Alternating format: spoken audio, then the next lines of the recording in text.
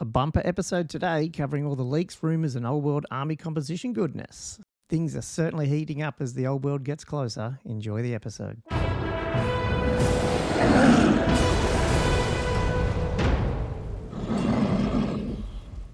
Welcome back to episode 19 of the Old World Fanatics, your Warhammer fantasy podcast to quench your hobby thirst for all things the old world. And I'm one of your hosts, Gommo, as usual. I'm joined once again by Andrew and Josh. How's everyone today? Just a week out of Christmas. Hey, Josh. Yeah. Yep. How we going, guys?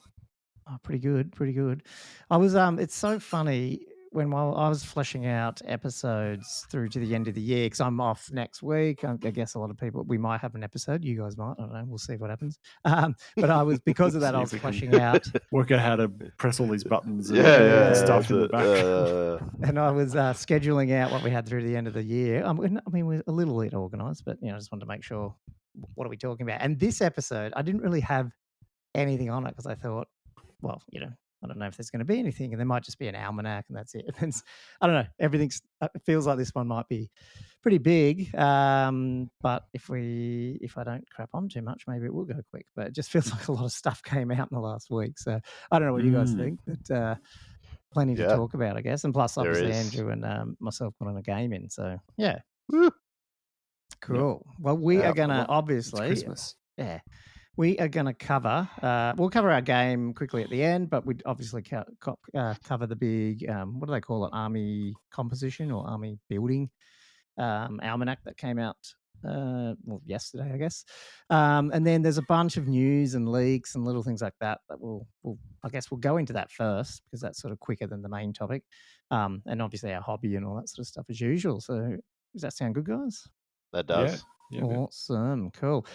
Before I kick in, I will just say once more, because it might be the last time for the year, thanks for our Patreons, especially Jared, who is Jared, legend. We've got to give him a call, shout out, because otherwise usually I'll forget at the end, so I better say it now. So cool. Thanks, mate. Anyway, let's get on to some news then before we get into hobby. And there's a couple. I guess the first thing to cover is probably that Tomb King Army Box leak, do you reckon? In the order? Yeah, the order of things as they came out. Yeah. So for those who don't know, and obviously we can't do we're not doing a video podcast yet. And if you haven't seen it, basically someone who, I don't know if they're going to still have a job or what, leaked the box packer. Yeah, basically the box packaging of the top and the actual bottom of the box of the Tomb King Army box. So, obviously show notes will add images to that. I'm not sure of the original images, wherever they came from. I don't know if they've been taken down, but certainly it's easy to find. What did you guys think? Yeah, basically, it just shows the contents of it, as well as, art and things like that. And I guess it's confirming that we're not getting a versus army box starter set, which was cool. We sort of knew that, but yeah. Yeah, it's what good. did you guys think of it when you saw it? Yeah. Yeah, you don't have to try and flog off this other army or, it's the only thing that kind of, I suppose it would be beneficial for, like, in a, back in the day, your parents used to get it for, like, you as kids, sort of thing. Yeah. Where else, obviously, I suppose nowadays it's probably catering, especially the old world, to a more mature crowd that is buying their own days a kid for themselves. Yeah. But other than that, no, I reckon it's good. Yeah. What do you guys I mean, they've probably got the same amount of miniatures as they have had in two army boxes, if you know what I mean. But it's all one, which means you can build quite a substantial single army, and then if you have some friends, go out and play. I guess the only thing is, like I like it because I think it's more compatible with more releases, obviously, as the edition progresses, because they'll just bring out another one potentially. I don't know. I mean, this does have the rulebook in it, which might not be as needed, 6 months down the track. But that's the only thing, because it's got the rulebook and all that. You buy two of them because you want maybe the two gribblies in it, or whatever it is, the monsters. That's the only weird thing. Like, it's probably less reason to buy two, because you don't need the rulebook. Because you're paying for the book as well. But I mean, it's not like half the box's new miniatures, so I think most people would buy one, and then once 6 months, whatever it is, 3 months later, they split it all up. You just go and buy the dragon or whatever it is. Pegasus, the Bretts, separate, I guess. Yeah, it depends how they price it as well. Like that's the hard thing to know, is whether they price it in a way they're trying to maximize profit and the value of getting that new miniature and force people to expend quite a lot of money to get to the crocodile. Or do they price it quite low in the way they have done in the past? Like some of the Lord of the Rings starter boxes, like the Fields of Pelennor one was extremely good value. It was actually really cheap and it actually helped to get people into it as well. So they could well take that approach. They've done it in other games. Well, Age of Sigmar and 40k, they've been doing that quite a lot with that value, just for those specific boxes, like you were saying, Josh. So you'd like to hope that continues the train of thought. So yeah. Yeah. What do you think about? I mean, do you like the artwork? I think it's sort of harkens back to some of the older stuff. It does, for sure. Yeah. I quite like it. Yeah. It's very classic. Because blue, not red though. Yeah, well, because Age of Sigmar is red, isn't it? Is it? I remember that the old. Oh, it is. Yes, I'm just looking at Age of Sigmar box down here. Yes, it's red. Oh, you got one down there, have you? That's from last two Christmases ago. The Swig of one, whatever, that I haven't even opened. So, but yeah, no, the 8th edition was red. Hey, like all the old fantasy boxes are red. I've got. Didn't we talk about this when we saw the logo that we thought? I swear I made the mention, or one of us did that. Do we think that's the book cover and therefore it's going to be blue? Oh, you said that. I'm pretty sure I did. That. I was sort of. If I didn't say it, I remember thinking I would put money on that we're going to get a big blue book. And I guess it doesn't clash maybe with Blood Bowl, I think, but that's it. I don't think the others are not blue. Is that right? I'm trying to remember what the other games are. I don't know what color the other games are. I don't look at other games. Well, yeah. I just Frontline Hobbies. I've got 2 or 3 now. I think big sections, and you're just walking, and you can tell you can tell Games Workshop know what they're doing, like and even the box. Look at it; it's designed to sit either vertically up or sideways or whatever, and there's always an up.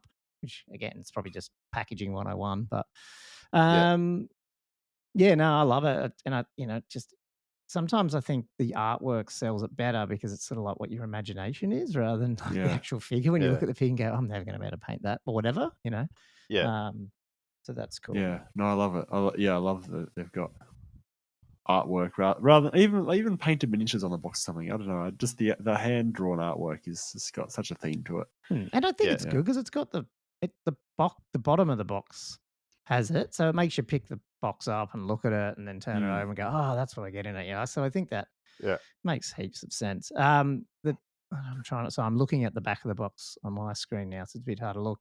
But I mean, I think this will be good flow into our chat around Army Comp, because what we do know, without spoiling what we're about to talk about, is I would imagine the majority, this whole box is core except for a couple of heroes and the dragon. And I feel like, yes, and we know it's old core and all that, but I think to your point, Josh, it just helps. It helps the intro of an army, because nothing sucks than going to the shop and having to buy 3 boxes of core stuff and come home, pull them all apart, paint them all, take ages, and then you still haven't got an army. Whereas at least it's a little bit psychological to go and buy it. It's done. I don't need to buy any more core, but I get a cool dragon as well. I think that's pretty cool, and then I can just go back to the shop and buy all the specials and rares. Yeah. Because you do get. Perfect. Oh, sorry. I was going to say, you do get some of those boxes that just come with just useless stuff a bit as well. Yeah. It seems like there's, like you were saying, it's stuff you're going to be utilizing. Maybe not substantially, but at least everything in that box. So yeah, I feel like if I was introing someone to the game and they were keen, at least I could just tell them to buy this. And at least it's got everything you need. It doesn't without, have the great stuff, but it's got good stuff. And they don't, even though they'll go, oh God, I really need whatever, I need to go buy snakes when you get, But I don't have to tell them, oh, by the way, dude, you've got to go and buy 4 boxes of skeletons that sit there. Yeah. They've already bought it. Like, I don't know. Yeah. Yeah. But it's something like, you're always going to use later, isn't it? Yeah. Yeah. Like, or For need. sure. Yeah. And they don't have a whole other half of a box that they have to now unload. Yes. Because they've got a second army they don't really want.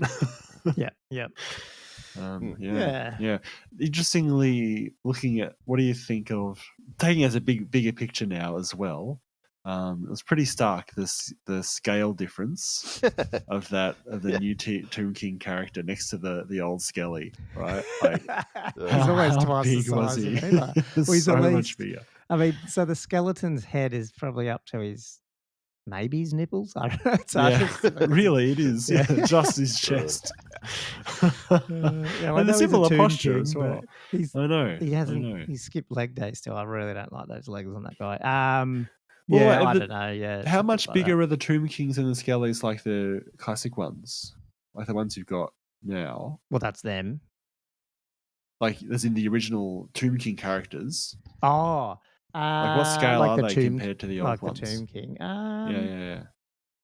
I mean, they stand a little bit bigger than the Tomb Guard, maybe. Yeah. Not huge, but yeah. Usually. If anything, they're quite small. And that's why we'll get into a hobby. I'm actually painting another Tomb King for the chariots because it's more of the 8th edition one that came on the War Sphinx or whatever the hell it is, and I think it is a bit bigger, and so therefore it's a little easier to paint. Whereas those older ones that are all metal and, do you know what I mean? Like the details probably got a bit washed out over, how many molds they've done of it or whatever, casts. Yeah. And because it's actually probably more right to scale, Josh, to your point, it's a little annoying to paint. Whereas, hero scale sometimes a bit easier, especially at my age and my eyesight. But it is scale creep, that's for sure. Which is fine. Yeah. Eventually they'll redo it. And so you think that, I think ultimately their plan might be to redo the entire faction? I mean, it's far out, isn't it? I mean, I think they would, but maybe they do it in a different way where they're not just skeleton warriors. I don't know, that they're a bit... I don't know. I wonder if they'll go down a bit of an IP thing a bit over time and make them a bit special, if you know what I mean, and not so just stuff that's easy to rip off. Generic. I mean, that's a totally different discussion. I guess it's so far out. No idea. I'm pulling you off into a completely different subject. So just with the other stuff, you get the books, you get the templates, which I'm glad they're red because I just lose my clear ones, which I don't even know where I got my clear ones. Where'd we get the clear ones from? Would they have been in like a box set? Did you guys? What color are your templates? Clear. Yeah. Okay, I have no idea where I got them from. Yeah, so I can't. Could have been 4th or 5th for all I know. I have no idea where I got them from. 4th or 5th box. Was it? Yeah. Okay. And then you put them on a table and they disappear. And you're like, "Where's the blast hammer?" I don't know. Because in 8th they had those weird golden ones, didn't they? With all the special. See, I never got them. I just bought the book. Yeah. And maybe I've seen other people's that are different colors, but I don't know if they're Games Workshop ones or they're 40K or who knows. So that's cool. But what do you think that's a book? I mean, it's hard to show, but that's the actual big book. What's the thing next to it? Is that a summary thing, or is that like pages coming out of the book, or the little page thing next to the blue book? Let me get the picture back up. Yeah, hold on. Neither of us are looking at the photo. Oh, right? Sorry. I was. I got rid of it. I wasn't. Okay, got it up. Got it. There we go. Do you reckon that's a summary sheet or something? They used to put those things in, like a cardboard summary. Oh, yeah. Or do you reckon that's just an excerpt from the book type thing? Or I mean, I can't even... No, you could be right. Because I can't read that one. I reckon that'd be like a reference sheet, surely. Yeah. They usually have them in those boxes. Yeah. No, it's cool. I love our Games Workshop still say it's not a starter box, but and they got the stupid little wacky sticks. Yeah, the whippy sticks. I was about to say, don't forget those. Absolutely. Why? Got to smack people with them. It's almost like they put them in there just for the nostalgia. Oh, they have. I reckon they have. Maybe they just had heaps in the back of some warehouse somewhere, and they're just like, "Oh, we're going to get rid of these somehow." Oh, they would have just laughed. This is funny. We have to put it in. Just throw it. Yeah. And it's the biggest thing. Everyone's just been mentioning it. The whippy sticks are back. Yeah. It's funny. Yeah. Definitely having a bit of a laugh there. Yeah, cool. Well, I mean, I guess this will go on to a discussion around release dates. So I've heard there's a couple of, I mean, people who listen to this listen to other podcasts, and there's a couple of guys that have said they think it's January. We saw the novel come out that said January 20, that French novel. I don't know. I don't know much about manufacturing, and I know Games Workshop do stuff well in advance. But when we're talking about that, I couldn't imagine. Now, this potentially was supposed to be out earlier, so this could be what I'm about to say is a load of crap. But I would imagine you're not printing boxes and packaging them all up and letting them sit around for 3 months. Like, to me, that's just losing money. You're shipping them to get them out. Now, these could have been sitting around because that whole Legion, whatever it's called, Imperialis, delayed, and there's rumors that this would have been out. So maybe these were printed ages ago. They're just sitting there, and someone's just unwrapped them and then taken a picture. But I don't know. I'm pretty confident we are going to get a pre-order popping up earlier than I even thought. Because I originally thought it's going to be pre-order end of Jan, and then we'll get it in Feb. Yeah, that's what I was thinking. I think we're going to be playing Old World practice games at CanCon. That's my prediction. That the game will be out by then. Game will be out. And people will be wanting to play CanCon 6. That's cool, which we'll get into. But there'll be people going, oh, let's smash down a quick game of Old World just to, Old World. Yeah. I never thought it'd be out before CanCon. Neither did I. No. I don't know. I never thought that'd be the dilemma I would have to deal with. And if I'm wrong, it's definitely going to be if I'm wrong, I'll buy 2 boxes of this for myself. Instead of just You're going to buy 2 boxes anyway, aren't you? You're always going to buy. I know where I'm getting my rule book from then. Yeah, that's right. I'll be trying to sell it. Yeah. Anyway, cool. I don't know what you guys think, but I don't know.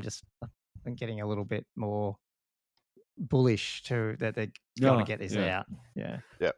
I felt like when I saw the date on the book, I felt like that was a pretty clear indication for me. Yeah. That's not to say any of us will have it by then, because it's probably sold out. Yeah. Well, yeah. Yeah, of course. But it's weird to think that, if it's 2 weeks before the 20th is the pre-orders or something, that's only like 2.5 weeks away. Well, it's like the 6th of January. Yeah, no, well, that's right. Someone, it could have been the Rob from the Honest Wargamer. I think maybe it was him who said he thinks it's 6. The pre-order will be 3 weeker, and that'll be 6. Is that 3 weeks? It'll be 3 weeks. No, that's only 2 weeks. Oh, that's 2 weeks. Okay, so maybe it was 2 weeks. Surely not. Jeez, that is so quick. I know, but who knows? I'm not ready, guys. I'm not ready for this. Anyway, cool. Any? Did you have anything? Not Josh. Andrew, you had some interesting, personal news. Sorry, I thought we were still talking about this box. Well, is there anything else you want to talk about? No.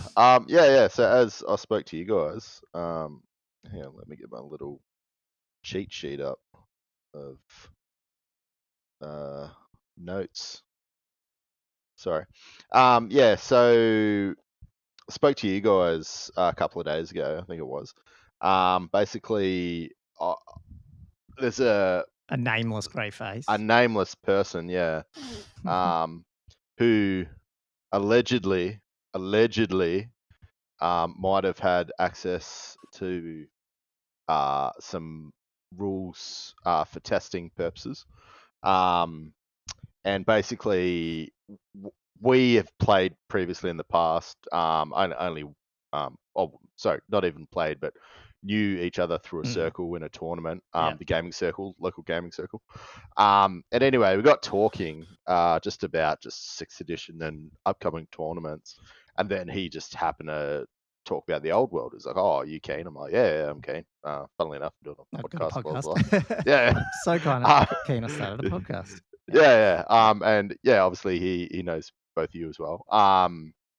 Again, just like loosely through the scene. And then got talking about how he actually did a bit of playtesting. It was like not trying to be too exciting, or because he did mention something about non-disclosure agreements and things like that. So didn't want to be too intrusive. But he mentioned some things which are really good. First of all, he said he thought it was a really great game, which was really good because he played obviously 6th, 7th, 8th, and that sort of, and is obviously within the 6th scene currently.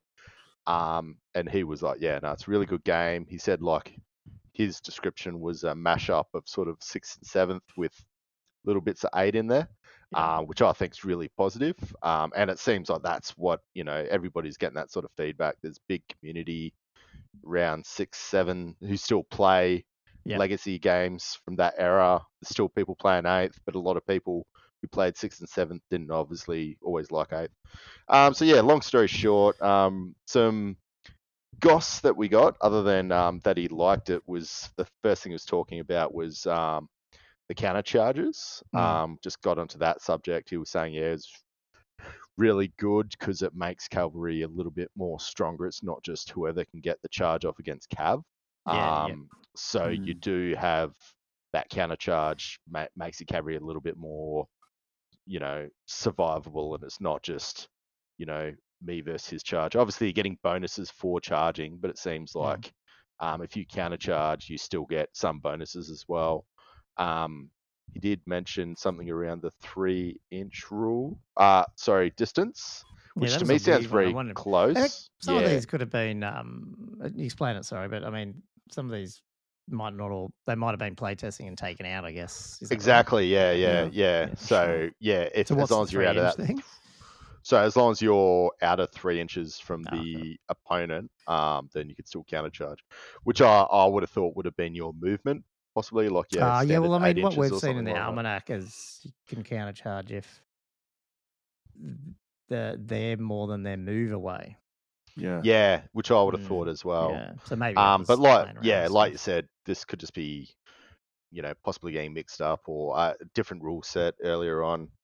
And then the other thing was saying, which you brought up previously, Colin, was Gommo, was the charge with the wheel is a little bit dicky when you got to measure. So he was saying he was playing on like a UB sort of setup, like online setup, so it'll work it out for you. But obviously, when you're fighting over, and you're going to have a lot of charges, like at least I'd say one a game where it's going to be down to, a quarter of an inch. And when you got a wheel in there, it just gets a bit. I think we're going to have to do what Josh said. You're going to have to mark a unit, and then you're going where it started, and then you're going to have to basically go, I'm trying to do this. Let's measure it out before I even roll any dice. And all agree with what it is, which again, I almost shits me. The other way I was thinking about doing it was if you have like a long thin piece of wood or ruler, you just put it at the front of the unit and then just do the wheel as rather than moving the unit, you just move this piece of wood, and that way you've got a marker for where the unit will be, and then you can measure from there to see where. I get that, and that would help if you're wheeling at the beginning, but you don't have to wheel at the beginning. You could like move a bit, wheel. True. So that's a good point. But you're right. Like that's. Yeah. No, I think a lot of the time. But a lot of the times, what you're saying is usually right. Maybe not with Brett's if they're really big. Sometimes you got to move out and then turn, I guess. Well, I'm looking forward to trying to measure a wheel on a triangle. I didn't even think of that. What is it from the front, dude? I think it swings around like the old Busters anyway. Even worse. I don't know. I just have to wait and see. Like a 12 or I can't 16 remember what or whatever it was it is, like a big back in 5th. I think you might have measured from the back guy, to be honest. Oh, okay, that might. Oh God. Which did make it a bit less maneuverable, but that's fair enough, right? Yeah. It's just so much easier if it's close to closest. As everyone. Some of the things I just don't think they were that big. I mean, I'm not going to gripe about it, but I just don't think that was a killer mechanic. Like there's a lot of other things to whinge in 8th other than that. Like, people go, oh, you got long bob charges off, but that's really to do with the way the dice and all that was, not so much the fact that it was closest to closest, I don't think. But anyway, here's what it is. Yeah, it wasn't. Cool. Well, that's I mean, it just sounds positive, doesn't it? Yeah, well, it was that. And the only other thing he said as well was the pushback rule worked really well. Just for various reasons, things like, you're not getting tar pitted by a crap unit somebody throws into your great unit, just for sake, like you can get out of combats that you don't want to be in you can push if them you're back and then dominating. go, I don't want to be in there, and then you can charge them with some other crap on the Yeah, side. yeah. So there's options. Yeah. Yeah. So it sounds like these are all things that I think sound good. They're going to slightly affect the game, but not in a bad way. I don't think it's just going to make it more, dynamic. It's going to be total Warhammer Fantasy, but with these extra little things that we've never used before. We Yeah, haven't. yeah. I mean, people in maybe older editions Hopefully or try and get rid of some of that abuse. Yeah, yeah. Cool. So anyway. That's good. It's good. I mean, again, we're such a small little, like, we've got blinders on probably, but it feels like there's so much positivity from people who weren't even, because I watch a lot of podcasts or I'll say watch podcasts, but they're on YouTube, so they call themselves podcasts. But they're painting ones or whatever, and most of them are all 40K because that's what's been around. But nearly everyone I hear is always like, "Oh, well, I started in fantasy, so I'm giving Old World a go." It's like almost like they're doing all this other stuff, and they're not going to stop playing those for sure. I'm not saying that, but there is going to be an influx of people coming into this game. Oh, 100%, yeah. I think those scenes sometimes are a little bit long in the tooth. This is something a bit fresh. It's probably good that it had the big break. You know what I mean? The big it's like 8th was the longest version ever.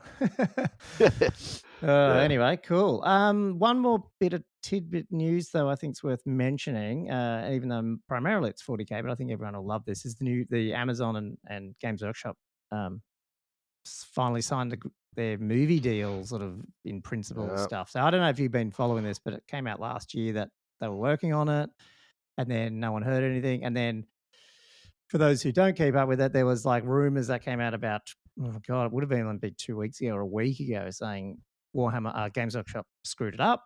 And so it's basically Amazon was saying, take it or leave it. We're not, like, it was basically, it was going to fall through. And so at the beginning of the week, everyone was like, like the people who knew about this were like, oh, crap, it's not happening. But then bang, on Monday or whatever it is, UK time, Games Workshop came out going, yep, news article, signed a licensing agreement with Amazon. And I don't know if it's a movie or a series. I think it's basically, this is all IP stuff at the moment. It's like now they can go off and write. They can contract out a bunch of people to come up with scripts and stuff, whether or not that's a series or whether or not it's a movie or that sort of stuff. Yeah. You see what Marvel's done and Disney and all that stuff. They just love to punch stuff out. So if it works, they'll just keep doing it. And the thing I liked about it's not in the Games Workshop press release thing, but it's in like one of the stock. If you go to like Apple stocks, whatever, and click on, you guys probably don't know, but Gall, which is the Games Workshop stock, you get the news, the news articles around those stock. And that's where I got that article, which talked about that Games Workshop said the deal includes the option to license equivalent rights in the Warhammer Fantasy universe. So it's interesting they wrote that and not like, that's AOS as well, I'd imagine, surely. But do they mean Warhammer Fantasy? I don't know. It's weird because is AOS described generally as Warhammer Fantasy? I don't know. Maybe it is. I'd say it's a fantasy genre. Yeah, it's definitely fantasy. 100%. Yeah, but I think it just encompasses. Do you know if the person who wrote that article knows what the difference is between Warhammer Fantasy and Age of Sigmar? Yeah, good point. But yeah, look, I mean, and obviously, is it Henry Cavill, however you say his name? He's he's going to be the executive director or whatever, producer or whatever. And he obviously loves fantasy too, but he's King of the nerds. 40K. Nerds, absolutely. I don't know. It feels like this is going to have, like, again, I don't know if it's just the more exposure, the more people come in, and really the more money Games Workshop make, which I think is good because then they pump it into making games for us. So it's awesome. And I'm a fantasy guy through and through, but 40K is a bloody good storyline. I think it would make a good movie. So it's a lot of people that get into the literature and whatnot and don't actually play the game. Yep. Just as long, there's so many people out there that paint and don't play the game. But I've got quite a few friends that read the books. They love them. Don't play the game, but that's part of the hobby. There's like, you choose how you love the fiction. You consume it. That's what's so cool about it. Yeah. If they did like a Horace Hersey series, that would actually. I think that's going to be their biggest I'd issue. What do you do? Like, do you do a storyline that all the nerds who already know it love and want to see it, or do you do something that is easier for someone who doesn't know anything about it to walk in and love it, or do you do a whole new one that everyone can love it? That start up a whole new character and characters that you can finally get in the game and play. So it's going to be I don't know. That's for someone else to sort out. So far off, and I have no idea if it's even going to be any good, really. Yeah, that's right. Like Amazon's Lord of the Rings, that was just like so much hate. I only got, and not because it was bad. I just don't watch series much. And who did? Are they the ones who did the Wheel of Time as well? Yeah. Yep. And I like Wheel of Time. Yeah, and again, it's a book series. I've read all the books, so never got fully through, and I never got through that. Not because I don't like it. I'm not someone who. It takes a lot for me to start a new, like fantasy thing, and that's why I get stuck. That's why I probably only ever stayed with fantasy for so long and never got into like Ninth Age as much or Kings of War over, just because it takes a lot of it. I've got a lot of inertia, I just I appreciate what you get, because you don't all get that much, and if you're just going to be complaining about everything, which some people literally complain about everything, then you really just not going to get anything. And like if you love, it's like the Wheel of Time, like that's a book series that everyone loves. If you really think the movie's going to replace that, like why are you a book reader? You know what I mean? Like it's not going to replace the book. Yeah. No. So just take it with a grain of salt, enjoy what it is. Cool, awesome. Well, there was a bunch of news there that smashed through 30 minutes. Wow. But I mean, look, to me, it feels like things are going to start coming fast pretty soon. So awesome. So we're going to jump onto our topics soon, but we're going to do hobby first. Usually we were talking about skipping hobby because we only did it last week, but I think we did some stuff. What did you do, Josh? I did some hobby. I'm just reading what you did. Did you print some stuff for me that I talked about already? Or you are doing stuff? Printing terrain, gommo stuff. No, I think, you start playing around with it. Yeah. I was going to say, God, you don't have to jump on it that quick. Yeah. I'm close to. It's in the mail. It's in the mail. Yeah, I was like, God, a Christmas present. It's on its way. For those that are wondering what we're talking about, it's Colin got the Kickstarter, or Gommo got the Kickstarter for the Pharaoh's Legacy, which is like a was it a Tombkin style, Egyptian themed skeleton army? Yes, okay, an undead Egyptian fantasy army, which will in no way replace any of his official GW models. Yes, at all. Yeah. It looks cool though.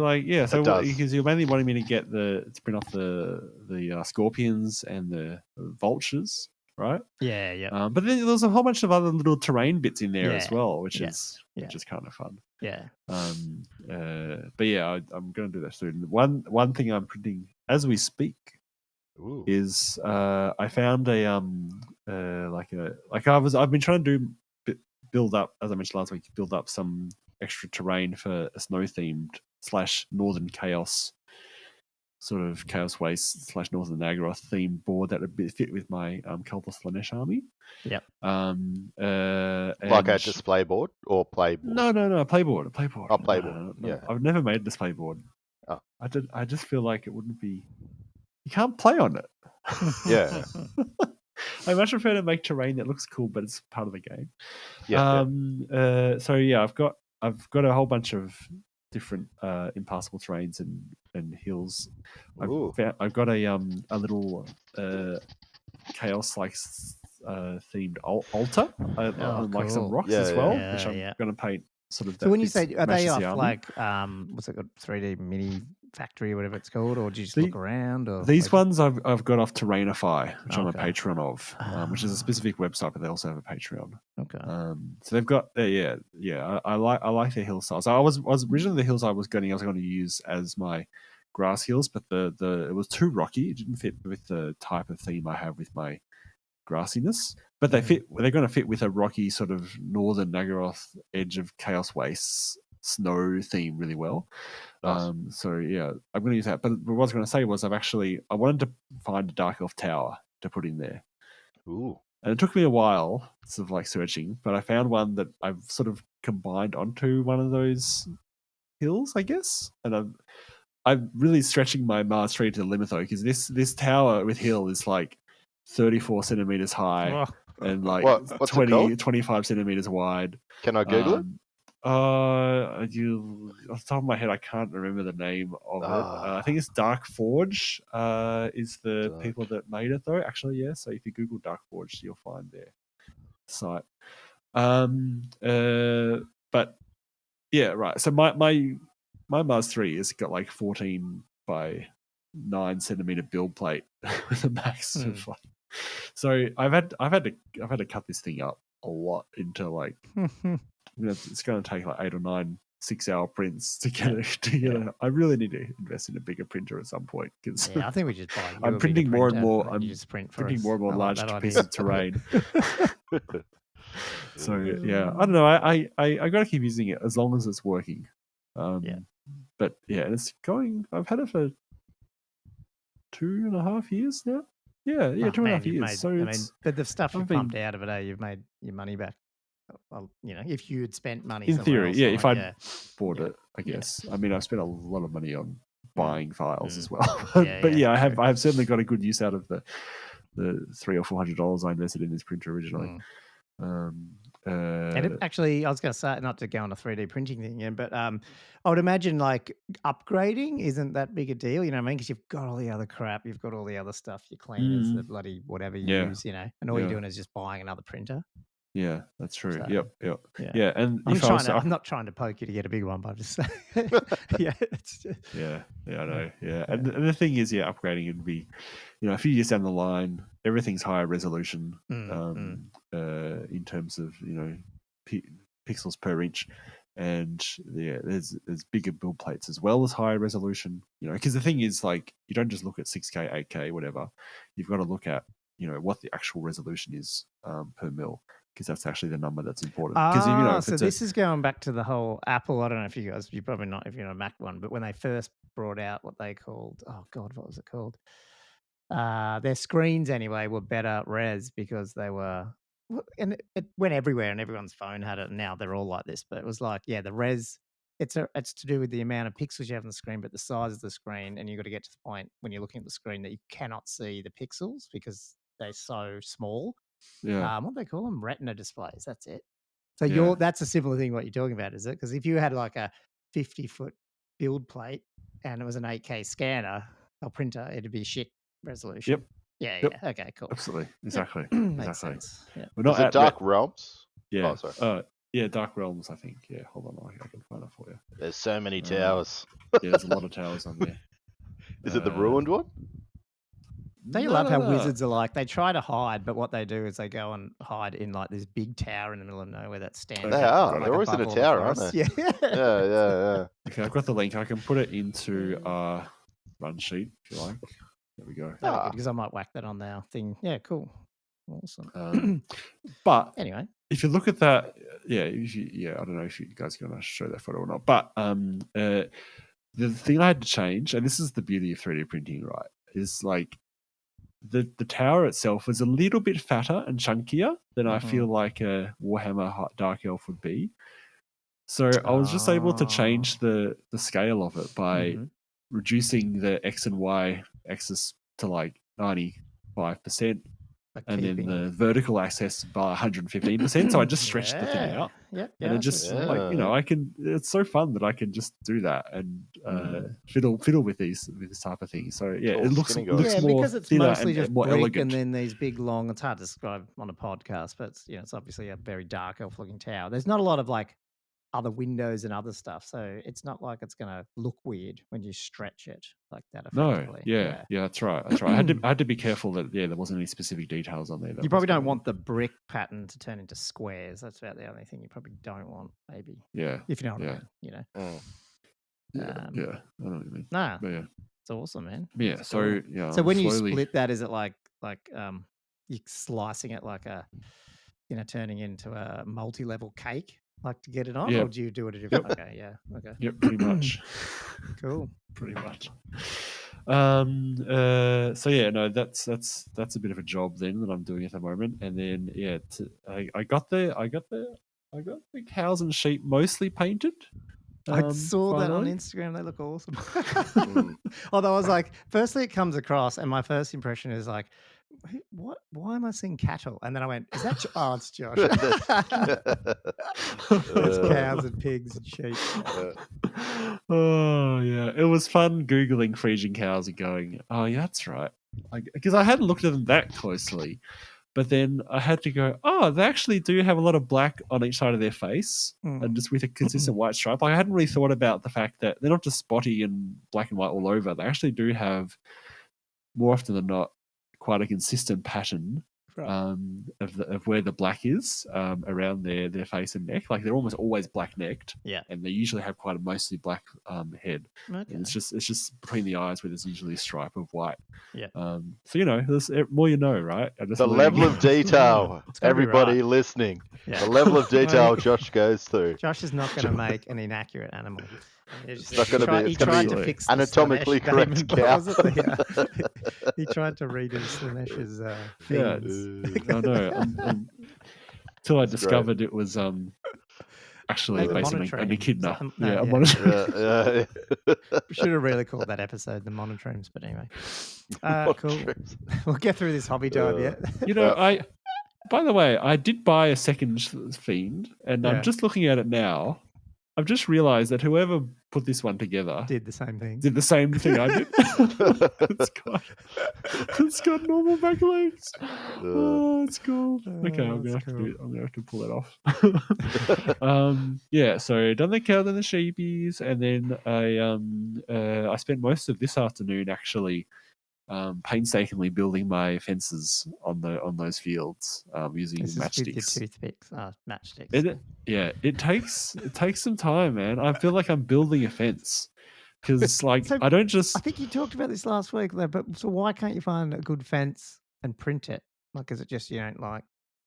I like being able to build it myself. Oh, okay. Right. Because if I print it off, I don't have the ability to customize it that much. Mm-hmm. So, like with a lot of these fields, the 2 of the 3 fields I've made, they've got hedges on them as well. Yeah. And because I'm making it from scratch, I can just push the fence into the hedge and have it really part of it. Yeah, it's like and I've got the exact dimensions that I want, and I can fiddle with it. Like, I can make a broken section or whatever. I can customize it. But the other thing I like about doing it is that there's something special about scratch building as opposed to just printing it off. I don't know. Like, when you're printing off everything, you sort of lose a bit of ownership over it. Whereas because I've built it, like it's more special. Mm-hmm. I was thinking about this while I was doing it. I was like, man, I could just be a model railroader. Oh, God, Well, you were, though, were you? Or... I was, when I was 15 or less. Yeah. But the thing, and I'd probably love to do it, but the thing that I love about Warhammer is that you can play with everything that you build. Whereas model railroading, I don't get that. But I just love making terrain, which is something I think I've got from that. Because, the matchsticks, I have to, so I've got all each post, and then I'm using my Dremel to... First, I burr out like a little gap in each, 2 gaps in each post. To actually put a cross. So then I've got a little indentation. So then I make another little indentation on each end of each cross bit. Do you go and so get then it just slides in? How do you put them together? No. Little pot of varnish, a little brush. Oh, yeah. So I feel like I'm doing woodwork, really. I have to very specifically cut these matchsticks to size. Oh dear! But it took most of the afternoon, but I got it all done. And then I was going to do the sea inlet pour today, but for my other pond thing, but because it's an open end, I need to dam it, and then I didn't. I sort of had to use PVA glue to dam it, but that hasn't dried, so I've kind of let that to dry. You got to make sure that one's dry, obviously. Got to make sure that's fully dry. You don't want to have any leakage for sure. That'd be badness. And then I did a little bit more work on the cold ones. I haven't really finished them yet, but I did that earlier this week. And then, that's right. The last thing I did was I actually did my slow grow scenario for next month. I don't know. I'm interested to see what you guys so that's 800 points now, is it? Yeah, it's 800 points. Yeah. But it's a fairly generic scenario that I've come up with, where it's basically like it's a pitched battle deployment. But I've actually, some of the special rules I put in there, it's on the idea of following on from the previous scenario where it was all about protecting this arcane monolith as a central objective. This time what I've said is that during the battle, that monolith got broken and destroyed. Right. And now there's like chaos, like crazy winds of magic going on because all this protective magic has gone out from the monolith. So what is this going to do? So it's like the special rules I put in is like unstable magic. So some of this stuff I was looking in the Warhammer like scenario generator, and I sort of adapted one of those rules from there, but the rest of it I just come up with myself. So basically, unstable magic is like the winds of magic crackle with untamed energy and are even more fickle than normal. Yeah. So at the start of each magic phase, each player rolls a dice, and if you roll a 4 up, you get an extra dice, either a power dice or a dispel dice. But more interestingly, any casting roll that results in a miscast is actually going to be irresistible force as well, and anything that's irresistible force will also get a miscast. So any double 6 or double 1. Or 13 in the case of Skaven. We'll get both. So it's miscast. And then from like turn 3 on or turn 4 onwards, if you just roll a dice at the end of each magic phase, if you roll a 6, the winds of magic have calmed down and back to a normal level. So I think that might be sort of a bit fun. I don't think it's like gonna like break the game or anything like that. There's just a bit of interesting thing to do. And then I've got, in terms of the scoring, I've put in like the opposing generals obviously to blame for the destruction of the protective monolith. Both generals hate each other, and killing an enemy general is worth an extra 250 BPs rather than the usual 100. And all the other victory points. Do they get hatred as well, or that just it? Against each other. Okay, yeah, cool. Okay, awesome. Yeah, I like it. Yeah. So I think that's good. That's good. Bit of fun. So when's that one? That's middle. That's in January. 10th 10th of January. So a few days after the pre-order. Just a few days after apparently. Old World pre-order. Lock it in now. Okay, cool. It's in the diary. I cool. did. So that's it. So we had a game. So I'll class that as hobby time, but we'll talk about that in a minute. On for sure. Thursday night, was it? Yeah, Thursday, Wednesday. Fuck, what day was that? Thursday. Yeah, Thursday. Yeah, because I went to Sydney on Friday. Yeah. And we had a chat. So we'll probably talk about this in the battle report. We also had a chat about our lists and scheming. Obviously, we'll just have them play around. And then obviously you guys, astute listeners would have known that I said I was just going to play my existing Tomb King list, which had the Tomb Guard and the big unit of 5 chariots with the Tomb King in it. But yet I had another list ready to go, which was another unit of 5 chariots, and ditched the Tomb Guard. So anyway, I decided to do that. So I needed 5 chariots done, and another Tomb King, so to speak, or Tomb Prid. So I needed another one of those two on a chariot. So I have all that. So I just sort of whacked it all together over the weekend, and then I was just sitting there yesterday. Was that yesterday? Monday, and just went, I should get it. That was Sunday night, sorry. I went, I glued it all together, had the basing on it, and then I went, I'll just start painting it at some point. And then on the Monday I went, everyone was out. Like my wife was out. Everyone was like, my kids went to Christmas things. I was sitting by myself at home, and I went, well, I could dig out the airbrush, and it took 2 cleans to get it to work because I hadn't used it since I moved here like 4 years ago. But then, got it going, and then, got obviously they're skeletons, so it's pretty easy to. Well, skeletons / that's how I do them. So I do like the bone over the whole thing, even the chariot, and then I sort of airbrush the desert color into the sand and everything. So it's like, you wouldn't play with that, but if you did wash it, you could almost claim it's got 3 colors almost. Like it's pretty shitty, but it's a good base to go off. And then so today, I'm almost done with the chariots. To be honest, I finished one whole one with crew, just so I could see what that looked like. And then, I think tonight. Well, maybe not tonight now because I'm recording and got to get the pot out. But tomorrow I reckon they'll be done, and maybe even all the figure. Like I've only got 7, 1, 2, 3, 4. I've got 6 normal skellies that go in it, and then I've got the Tomb King to do. So it won't be that. I reckon they'll be done this week, easy. So then I just need to get another Scorpion done, which is what Josh was talking about before, that I asked him to print some. Because I got 2 Scorpions, but I'm going to run 3 in this list, which we'll talk about. And so whether or not I just paint one, or at this rate, I'll probably just paint all 3 of them to make a match, maybe, and use those ones if they come out. So that's what I did. Yeah, Yeah, just got to make sure I try to get the right scale on them when I print them. That's yeah. And look, if it screws up and they're not that good, then I'll just have to find another Scorpion. But they're pretty hard to find, and they're a bitch to put together because they're all metal and Yeah. The Games Workshop ones, that is. Got to use your super glue activator. Yeah, wow, you got to pin the whole breeze. thing because it just falls apart. So it was annoying. I pinned every leg, I think, as well. It was a pain in the ass. Oh wow! And they're really little, so I was using very small. Oh, they just kept coming out, each leg separate from the body. And so I you got think 8 I legs. either pinned some of them, or I can't remember, or some 6 legs. That's got. I don't know. I can't remember. Don't know. 6, mate. I don't know. It must start because it's not a spider. I don't know. Yeah, it should have 6 and then the claws. 6 and then the claws, which would count as limbs. Is that an anthropod? Ooh, I'm not. Is that a weird? This is. I'm not an entomologist. Yeah. So animal podcast. They're not an arachnid something. They're not an arachnid. I don't think. Is that what they? Who knows? But anyway, I'm looking forward to. No, it's going to be good. We'll probably run through that in a minute. But yeah, it's at least they're out of the way because the chariots they're okay to paint, but I sort of if you leave them too late and I'm going away for Christmas and you get back and then CanCon's in like 3 weeks, oh crap, so it's good to get them out of the way. Guys, scorpions are arachnids. Oh, they are. There you go. Oh, even with the tail. They're in their own order of Scorpiones. That's really interesting. Under arachnids. Yeah. Cool. There you go. So like an awesome spider that just evolved a bloody stinger tail on top of it. Stinger and grasping pincers, yeah. I mean, spiders have them too. They're just not a big tail. So they must be related somewhere. Yeah.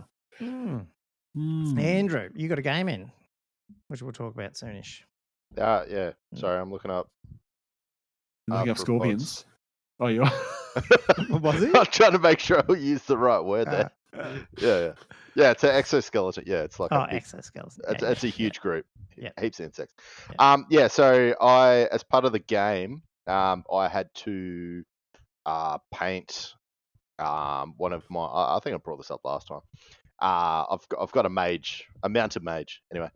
And just because I couldn't be bothered getting out because I'm lazy, not like couldn't be bothered getting out my airbrush. I've heard of this quick Zenithal cheat. I don't know how good it is, but basically I got my grey seer spray painted, base painted that, and then got the null wash and just slapped some of that on. So yeah, it's dark recesses, and it doesn't really have the bright, because in the end when you just put a wash over a whole model, it's a bit like a glaze. It took the whole thing back. So I don't have those bright, that where the light should be hitting sort of areas or that effect. But basically I've gone ahead and started contrasting. I've done the horse section. And I need to go purchase a few more contrasts because I've only got like 7 contrast paints. Yeah. That's what happened with me when I started with contrasts. Oh crap. Yeah. So that's about as far as I got up to with that. I didn't mind because you showed me that guy. Like, there was a couple of things with that. Like, I think that would almost solve some of my fear of painting with white undercoat because I feel like, especially when you're contrasting and if you don't want to do a full zenithal, maybe not. And like I said to you, the new Nuln oil might actually work better because it doesn't stain as much and it does just sit in the recesses. Or you could try that's those right. other You mentioned one, that, and I just found it the other day. It's the grey shade, which is that newer one, which is almost a contrast paint. Might even work just as well. So it's less glazy on the whole model and it really hits the recesses. That's what they're supposed to be, but I mean, I haven't used them all over a model, so I don't know, but if you want to do a zenithal without getting the airbrush out, like I find just dry that brush. No, I was going to say you can do it with spraddle cans. I only had the one. You only had the one. Yeah. So I find that there's one particular one that I was told to use and it works well. Is Tamiya the fine white spray? If you use it over a black primer, it's really quite a fine white, and it gives you a workable zenithal. So I don't like white. I went to spray Bunnings paints. and got all the Rust-Oleum ones, and I got a black, grey, and a white to try them, and I did them with my beast snaggers, and they're not too bad for $9 a can or whatever compared to the gold the Retributor gold spray for Games Workshop in Australia, one that I use for my gold Tomb Kings. That's $50 a can. Yeah, It's crazy. Yeah. The only problem with those Bunnings ones I find, I think they got the high pressure heads. So they pour the paint out at a real quick pace. So you got to be a bit careful. Yeah. But yeah, if you just real quick. I'm pretty quick. Yeah. Yeah. I did it on some test stuff first. I usually use use sprues. I get like an empty sprue, and because that's the right plastic that it's going to go on and stuff, and just see what it looks like. But yeah, I think it's good paint, like you said, that Rustol. I think it's but for what you pay, like you said. Yeah, it's for what you pay. Yeah. Yeah. Cool. Well, you're right. I was going to say, before we move on, I might just give a general update about CanCon sign-ups and that type of thing. Oh, yeah, that'd be good, actually. Because I haven't really, probably should have been talking about this more often, more regularly. Because, we recently expanded the it's insane. ticket numbers. Yep. Because we were like right up at 60.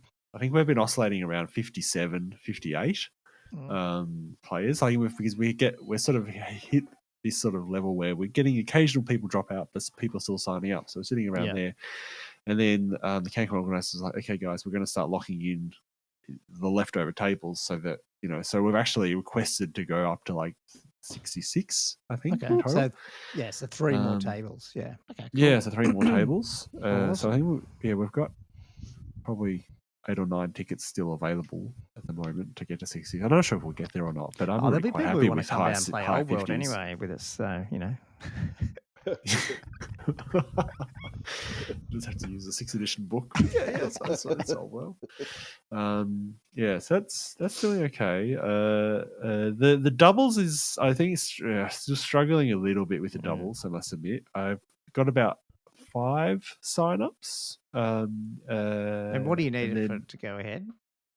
Like 6 or 8? It'd be nice if there was 6 or 7 other, like if we had only had a couple more people sign up, because I'll be playing as well. I mean, I'm technically if we have staying 8 in till total, Sunday, so really I have no excuse not to play. No, I'm not gonna. I'd rather get people in who want to play, Colin. No, I want to play. It's just I just know what I'm like after 5 games. I'll be like, I wanted to have pretty a look hectic around CanCon. So I was like, I've never been. So I was like, there's only a couple of people that have signed up that are also signed up to Attacking the Proxies. So it's like the others that have bought tickets are actually just got standalone tickets. Because I think a lot of people will be feeling the same. And to be honest, I'd probably be thinking the same thing. I'd be like, I probably just want to play the 5 games. I don't want to be going into a third day and playing 2 more games. I'd be like, I feel like I've had enough Warhammer. I would almost like play a casual game, or like that's the thing. The other thing is like if miraculously, if Old World is out and there's people hanging around, I'm sure that I don't know. Is CanCon the type of place where you could probably grab a table for 2 hours on the 3rd day if they're not all used, or they get on the shut 3rd up day? You probably. Oh, that's a good question. I don't really know for sure. I don't know what happened with all the terrain and stuff. That's the only thing. Oh, but I'll bring. I mean, I'll have. Your own gear. So. Anyway, that's cool. So, geez, it'd be good to get 66. Good way to a big, goodbye to hopefully 6 for good in a sense, if you know what I mean, in a good way, because Old World is so good, and that becomes the edition most people play. But I guess we'll see. Let's wait and see.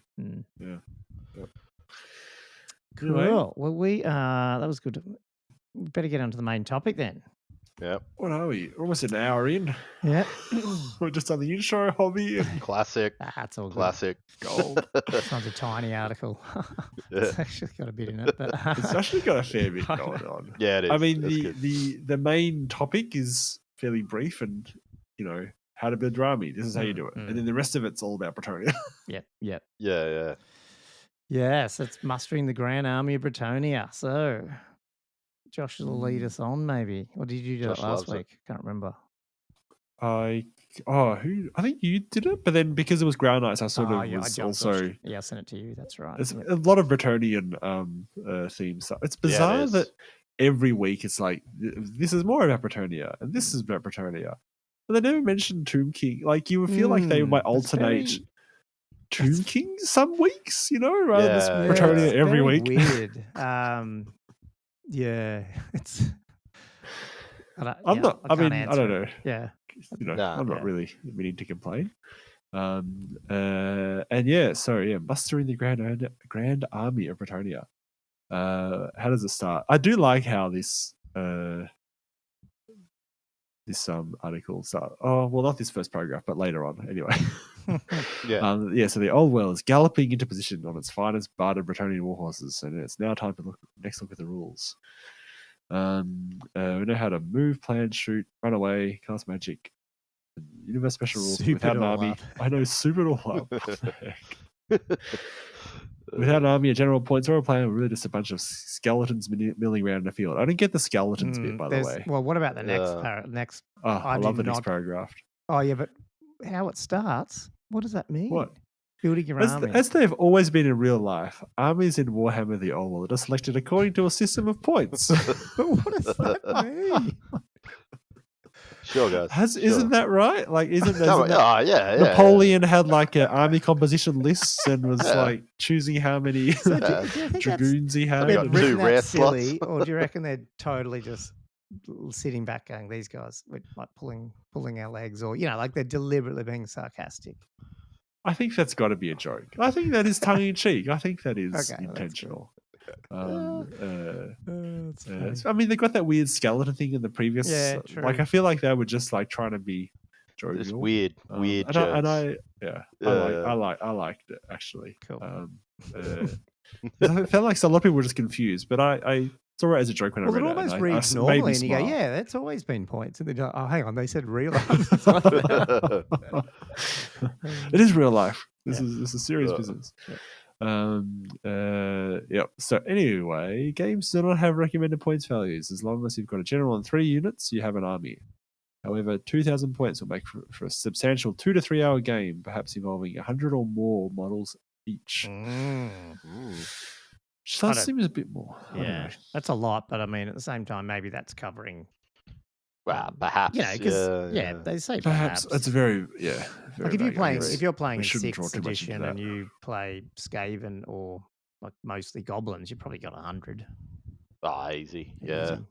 Yeah, if you're playing Horde Army.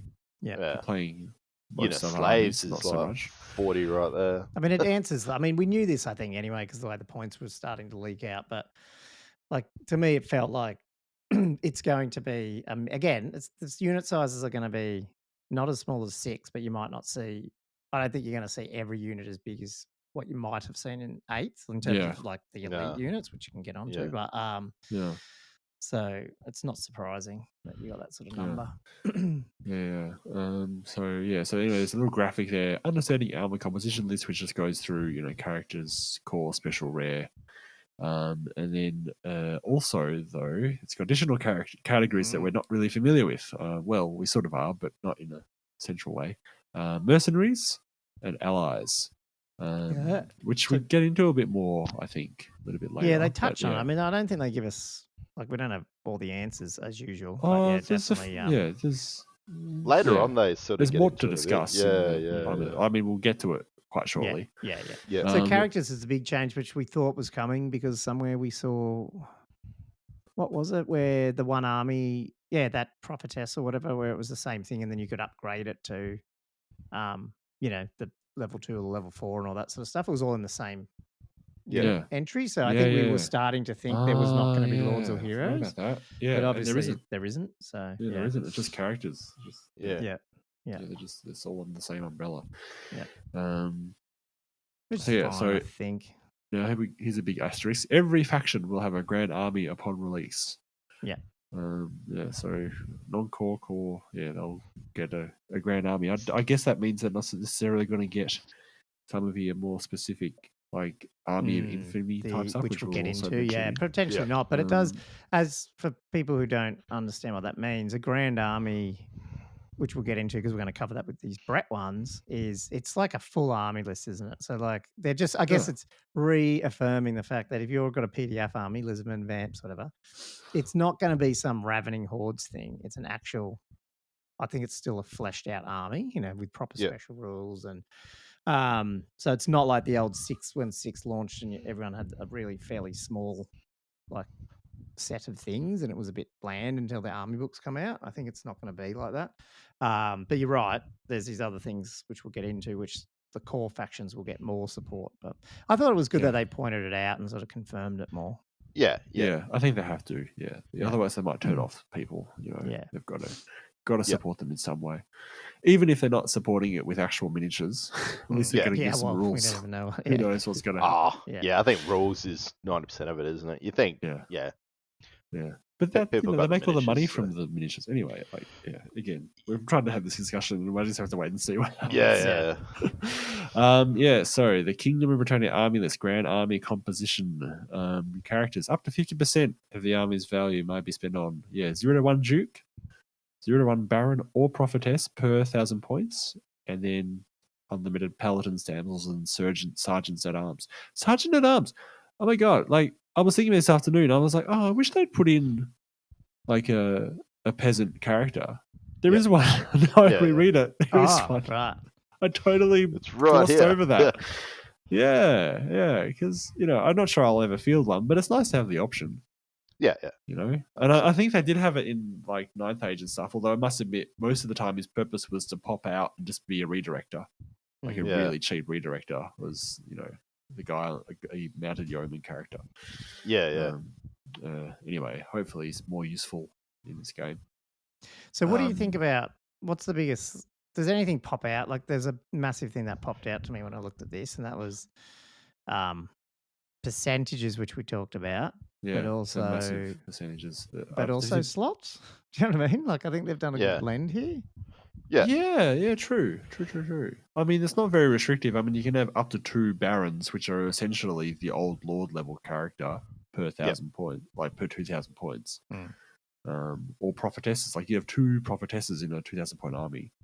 Like that's, I mean, I do like what you're saying, but I mean, I guess we'll talk about the Duke in a little bit because he is like, that's the other thing. So the Sergeant at Arms is a new character. But the Duke essentially is also a new character. Yeah, that's true. Like when we get to the stats of him, like the Baron is the old Bretonian Lord. Whereas 0 to 1 Duke is actually completely novel. But we'll talk about him in a minute. So so the core is core tax is in 25% of your army's value. Got to be spent on a core. Not sure how I feel about that, but I guess that's you got to have it as essential element of list construction, I guess. So +1 units of Knights of the Realm, but either foot or mounted.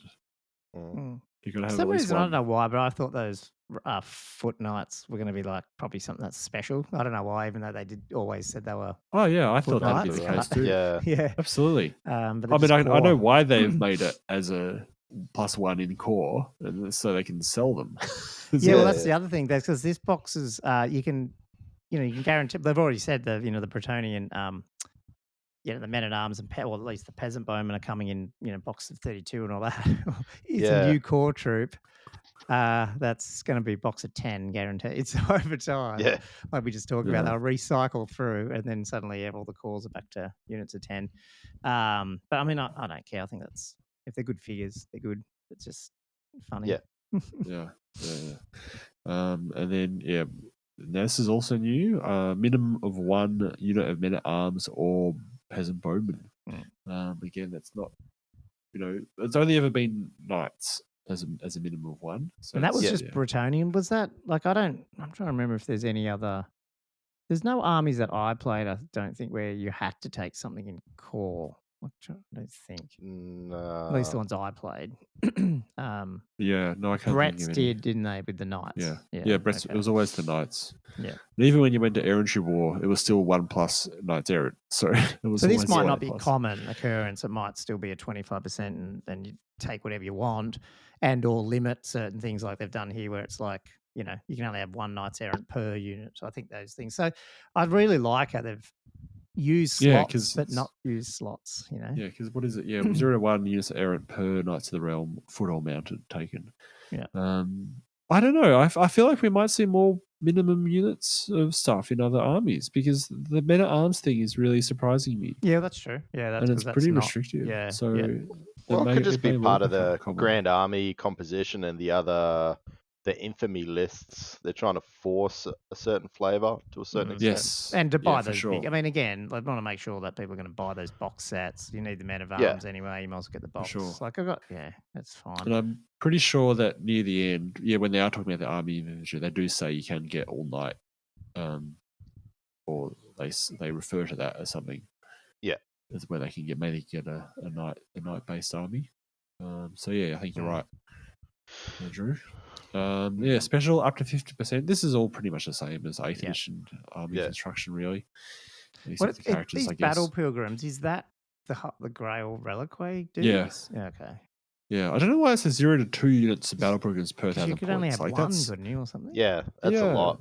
Yeah, like that's up to 4 units per army. Yeah, that's crazy. Ridiculous. And then Squires, Questing Knights, Peg Knights, and Mounted Yeomen are also and what's special. Squires there? They're your foot bowmen, but that's the dudes, the skirmishers. skirmishers. Yeah, okay. Yeah. Yep. I keep forgetting about them. I love them. Yeah. They're one of my favourite units. I don't know, they're just really themey. I like the idea of Squires hiding. So the only in the new forest. things here is the Realm Foot Knights and those characters. Everything else is you've had before. Yeah, so far everything else has been and then rare is up to 25% of the army, and it's Growl Knights and 0 to 1 field tread per 1,000 points as well. Yep. Then we do get to some very new stuff, which is mercenaries. Up to 20% of the army's point value might be spent on mercenaries. Historically, by the way, Bretonians have never been able to take any mercenaries, so this is I'm not sure how to deal with this. I'm not sure what to think. And we don't know the difference between allies and I mean, like, what do we think the differences are apart from specified here? I mean, is it specific? Yeah, it's weird. There might be specific rules about leadership bubbles or BSB effects or that type of thing. I would have thought that's like allies, that mercenaries may or may not get, or do you think they might probably the other have way around more, where allies have debuffs. these things potentially that, like this, because here you've got allies up to 25%. Any Kingdom of Bretonian Army of Infamy composition list. So that's one of the ones down the bottom that we'll get to, or one of the Dwarves Empire. Wood Elves, but the Wood Elves and the Dwarves are suspicious. So you're starting to get into that realm of, like Horus Heresy, not as much, but where you've got the different allies. But depending on if they're, really like a tight alliance or a really, friendly one, you get all these different, for example, I think in Horus Heresy, sometimes an ally can't hold an objective for you and stuff like that, like those type of things. It's not just leadership. But then mercenaries here is a new thing. And I'm wondering, does that mean they're basically part of your army? You know what I mean? Like, I don't know. I do really like that they've listed out which armies you can take as allies. Yeah. And then have the sub rule about suspicious for certain armies, which I love it. Like that. That was I think that was in the section in the General's Compendium in the 6th edition, where they had a whole section about allies, and that was one thing. They had a massive table about trusted, because they had it in 4th and 5th. Like you used to hostile. take allies in 5th, and they had a table around it where you could take. Yeah, exactly. It disappeared in 6th. Must have. Yeah, it got moved into the General's Handbook, right? And I'm pretty sure that actually had like really specific rules in the handbook about like you would get if you had like a ally that you were like had animosity with, you would get like leadership debuffs and that type of thing for being nearby them. Yeah, which I thought was really themey. Yeah. So I really liked it. I even wrote this on my notes, but it's wrong. Is when I saw mercenaries, I went, that's just going to be something like Hordes of Chaos can have demons in them and like stuff that was very much, obviously joined together. But like you said, with Bretts, they've never had it. You can already take allies, Dwarves, Empire, Wood Elves. Like, what the hell is mercenaries? Is it literally could just be a little army, ace up their sleeve? You want? Yeah, I don't know. There might be a little sneaky something in the background. Yeah, you never know. Yeah, do you think Dogs of War will still be a thing? Yeah. No, we are in the Border Princess, so. Yeah. Yeah. Who knows? knows? That'd be pretty cool. Yeah. Actually. Little sneaky ace coming out. Maybe. Yeah. The other thing I was wondering with the allied list is like what elements of the army list can you take into your list? Like, same. Like, can you just take a tree man? I know. You know what I mean? Like you just pick a rare unit and put it in, or is it? Surely they won't let you do that. But well, that's why I hope they don't. I'd rather it's something like, core becomes special, and then special becomes rare or something. And but then I guess it's taking up 25%, so I'm not sure. But you wouldn't think it'd be a rare slot, but obviously, like, you think whatever it's gonna, if it's rare in that, I don't think it's gonna be rare anyway. But if it's a special slot, it's gonna take away one of your special slots as well. Well, that's what I hope. But I just feel like, what if something is rare? How can it? What's the chance of it being in another army that's not even? It's rare enough in that Brett army. Why is it? In some other army? That makes sense. Yeah. You think special would be sort of the max? Yeah. You're not. For sure. I mean, the other thing they could do, and I wonder. I mean, the words they use is you can spend it on a single allied contingent, and I wonder if they'll just you can just draw a new army from that army list, but of the points that you can put in. So, say for instance, you had 500 points to spend on allies. You construct that a little list based on 500 points. So you've got to have 25% core. In that list. Hard, though, wouldn't it? But is that too complicated? Yeah, that would be. Probably. And they'd be so tiny they wouldn't work half the time. Maybe I don't know. Yeah. Maybe not. But yeah, you're probably right. Maybe just core or rare. Core and special and no rare. I don't know. Then you get your paladin gets his free BSB upgrade still. Yeah. What are you talking about? It's down the bottom in that next paragraph. It says you certainly want to at least take one paladin for that free battle standard bearer upgrade.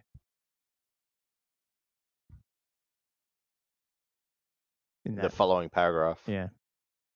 After the Grand Army composition. So, because you never had to pay for a BSB, did you? Oh yeah, there it is. Sorry, at the end of that paragraph. Yeah. Right. So that hasn't gone away. Yeah, no, that hasn't gone away. I think, it was always a mandatory thing you had to take. Oh, you had to take it. Right. Yeah. Which made it weird at low points values because that means you had to have two characters because you couldn't. Like BSB. Tomb Kings. And that would be. Yeah.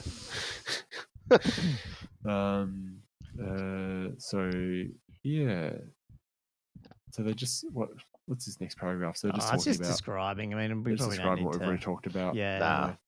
Pretty much. They're just working through that slot-based thing. Yeah. Let's talk about the Dukes. Sorry, they got a big Lords. image about the Lords of Bretonnia. The Baron is what we've seen. Pretty much the same as the classic Bretonnian Lord. Weapon skill 6, strength toughness 4, 3 wounds, initiative 5, 4 attacks, leadership 9. BS3. Interesting BS3. I thought they might have nerfed him. Because Ground Knights are only BS2 now. Why are these guys any better? I don't know. And Paladins are the same as. Oh, actually, no. Paladins have got a buff as well because their weapon skill 6. These are weapon skill 5. So they've actually, they've been pushed up. A lot more chance potentially to get those 3s and even 2s sometimes. Hits potentially if they keep buffing these things. Maybe they felt that Paladins shouldn't have a lower weapon skill than the base Ground Knight. Yeah, 5's pretty low. Yeah, I feel like 6 is the new 5. Yeah. Like it's the elite. It's elite troop sort of level. All your elite troops are 5. Yeah. So your characters you want them to be better sometimes than that. Yeah, well, that's what I mean. But the Grail Knights are now 6. Across that troop type is 6, and I see. Yeah, but they were 5. They used to be 5, and so they, I feel like a lot of the other elite, like sword masters and that type of thing, are likely to be 6 now as well. I don't know. I just feel like. Well, I mean, the weapon skill table changed, didn't it? So I guess they will move some things around potentially. I think so, and yet I think it'll be trying to get rid of that rubber lance syndrome possibly as well. It's probably a good thing to see more of the weapon skill table being used. You might as well stretch it out because it's so rarely 7-up is so rarely seen anyway. Yep. But you do see it with the Duke. So the Duke, he's weapon skill 7. BS3, strength 5, tough 4, 4 wounds, initiative 5, 5 attacks. And but still with leadership 9, at least, they could have maybe that gone was for strange. 10. That should have been 10. Do you Is think? there any way? I wonder if we'll see a little lowering of like a lot more leadership 9 armies rather than 10s because that whole stubborn, like everything's basically old school stubborn, not new stubborn. And we talked about that. So if it's harder to get 10, you've still got a fair, you can break people potentially. You know what I mean? I just would have thought lore-wise, like I thought, these knights are all like so about valor and all that. I mean, I would like to see a 10, just for this guy's meant to be the be all and end all. But he's got vamp stats going on, like he does. Yeah, Chaos Lord. I wonder what the vamp lords are going to look like. That's crazy. It's crazy. I mean, for me, I was like, oh, what? They really overdone it. But when you look at special rules, like the Duke comes with the Grail Vow, like you can't have a Duke without the Grail Vow, which means he is always going to be a Grail Knight. And when you're putting in the fluff from the end times and stuff, where they're really going on about how superhuman Knights of the Grail are, that they're not just humans anymore, they're actually really powerful. I guess that stat line then bearing that fluff in mind sort of fits with that, I suppose. So I think I can stomach it, but it's certainly a step up from the power level of previous Bretonians, where they were powerful lords, but they got their power because often it was more just the virtues and the magic item combinations made them, because Bretonian lords, were always quite fighty. But it was more because of that rather than their baseline stat. But if you've got something with that kind of baseline stat and it can also take, I don't know, we'll see what the virtues are. We don't know really, but you can take a single virtue. Oh yeah, and also can take magic items separately to that too. There's going to be some nasty characters. And they even mention it somewhere here that it's not going to be Hero Hammer, but I'm like, well, like we've already talked about multiple times that it feels like there's a lot of buffs to high toughness, high wound, flying, like basically dudes on dragons and stuff like this. And then this one's just like backed it up with, but as we see, like an awesome mount as well for the Duke and how their combined profiles work. So there is going to be some pretty powerful characters, which I'm cool to have them, as long as it's they're not the only things you want to take, which is I'm totally fine with. Especially now, Stone Thrower's only doing what was it, D3 plus 1 wounds if you hit. I imagine a cannon probably is going to be the same. It's changing the dynamic for sure. I'll go through the options on the troop types. Regular infantry, base size 25 mil square. He comes with heavy armor and a hand weapon, and then he may take a Morning Star for 3 points, Great Weapon for 3 points, Lance for 4 points. These are really cheap, by the way. I should pull up the Bretonian list because I feel like typically equipment for characters are usually like 12 points. There are a few points. Maybe not as much. I've got the 6th edition one here. So historically the Lord would 3 points for the Morning Star, which is the same, and then the Lance is 6, and the Great Weapon is 6. All right. It's not that much different, really. Then you can take a shield for 2 points, and he may be mounted. So I imagine, again, there will be a page with just all the mounts. And you just select you just pick him out. And then a Baron or Paladin can replace the Knight's Vow with either the Questing Vow for 15 or the Grail Vow for 20. We don't really know what the base cost is for these characters, by the way. They haven't. It's the one thing they haven't put in, which is that's right. Weird. And then all these characters may take a single Knight's with Virtue, and then separately, the Duke can take 100 points of magic items, the Baron 75, and the Paladin 50 points. So I guess there you've got a bit of a nerf potentially to what was the old Lord, in the sense that it's 75%, the 75-point magic items, where most in 6th and 8th the Lord could take 100, and now they've added that extra Lord in, if you know what I mean. On the surface, it sounds like a nerf, but it's not, because the virtue previously was included in the 100 points, and the virtues are typically like 20 to 30 points anyway. Yeah, What about like So when you go to it works orcs, out for the same. example, if they added different orc warlord right on top, it's taken the 100. Like it's not really a nerf, really. It's, if anything, everything's gone up more because now you've got this better character in the middle that can take 75, but he's not the top. But they have limited that top one to only ever having one, where you're not going to run like. Yeah. Wizard I mean, I Lord guess and it is maybe. I mean, you're probably right. Like, it is a relative nerf in that the paladin can now take a virtue and 50 points of magic items, whereas previously it was virtue was included in that. So you could argue that it is a lot less powerful in the context of the list than it was previously, for sure.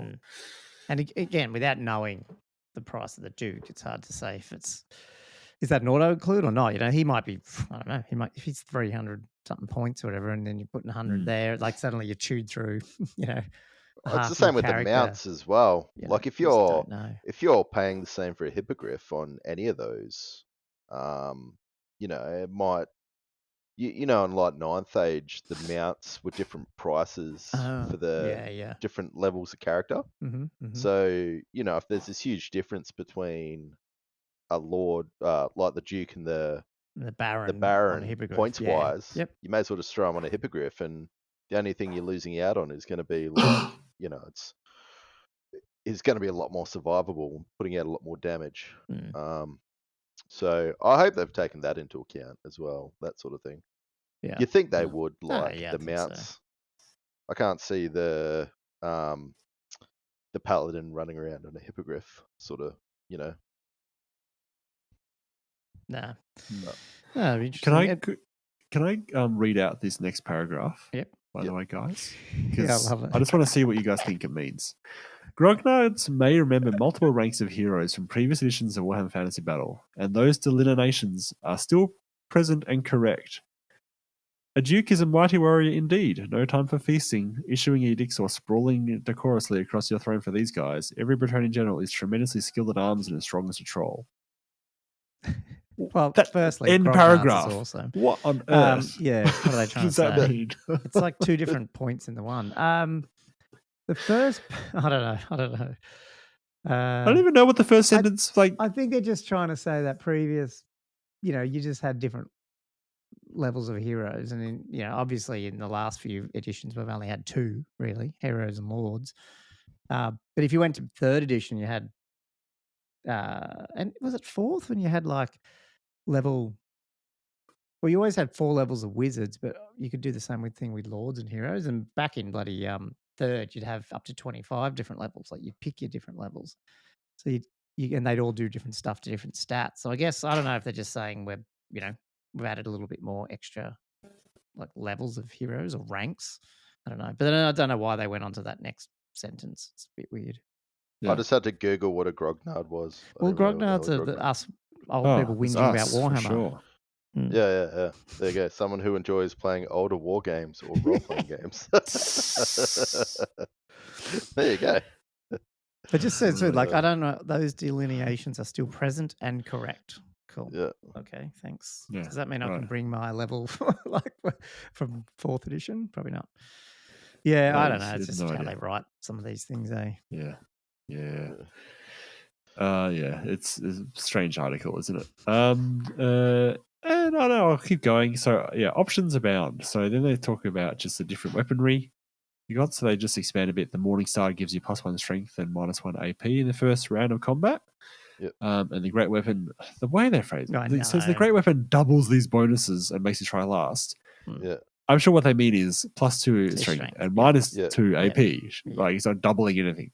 Then a lance had similar bonuses. They're only on the charge, while a shield improves your armor set. I mean, +1. Yeah. Okay, we know all that. And then we got the hippogriff. Massive changes, because we weren't sure what was going to happen with this when we saw the unicorn. Because we're kind of like, oh, it's still cav. Maybe it's just combine. That's just a one-off combined profile. But this is clearly confirming that all the monstrous stuff is going to be combined profiles. Because the hippogriff stats, it's movement 7 on the ground, weapon skill 5, strength 5, toughness +1, wounds +3, initiative 5, and 4 attacks. Yeah. And no and dash leadership. Yeah. So that's just like buffs. Or by the way, like the Hippogriff, by the way, was 4s for initiative and weapon skill previously. Right. Yeah. Just FYI. Yeah. So it's buff. I mean, yeah, they're good. You're getting that Duke up to tough 5 and 7 wounds. 7 wounds. Yeah. That's. I mean, 7 wounds. It's monster. It's hero hammer, but I like it. It's just crazy. Yeah, it's. I don't know how this armor's going to work, but yeah. Let's go. This armor. So, troop type, monstrous creature, base size 50 by 50, which I want to talk about in a minute. And equipment, what is it? I like how they've written this, by the way, because I think they've made a typo. Wicked Claws, Serrated Maw, and Griffonic Pelt counts as heavy armor. Yeah. Does he have a hand weapon, or is this all just armor? So he blocks stuff with his claws. And his, Yeah, I don't know. It'd be interesting to see if these are actually. They must be screen grabs out of the book.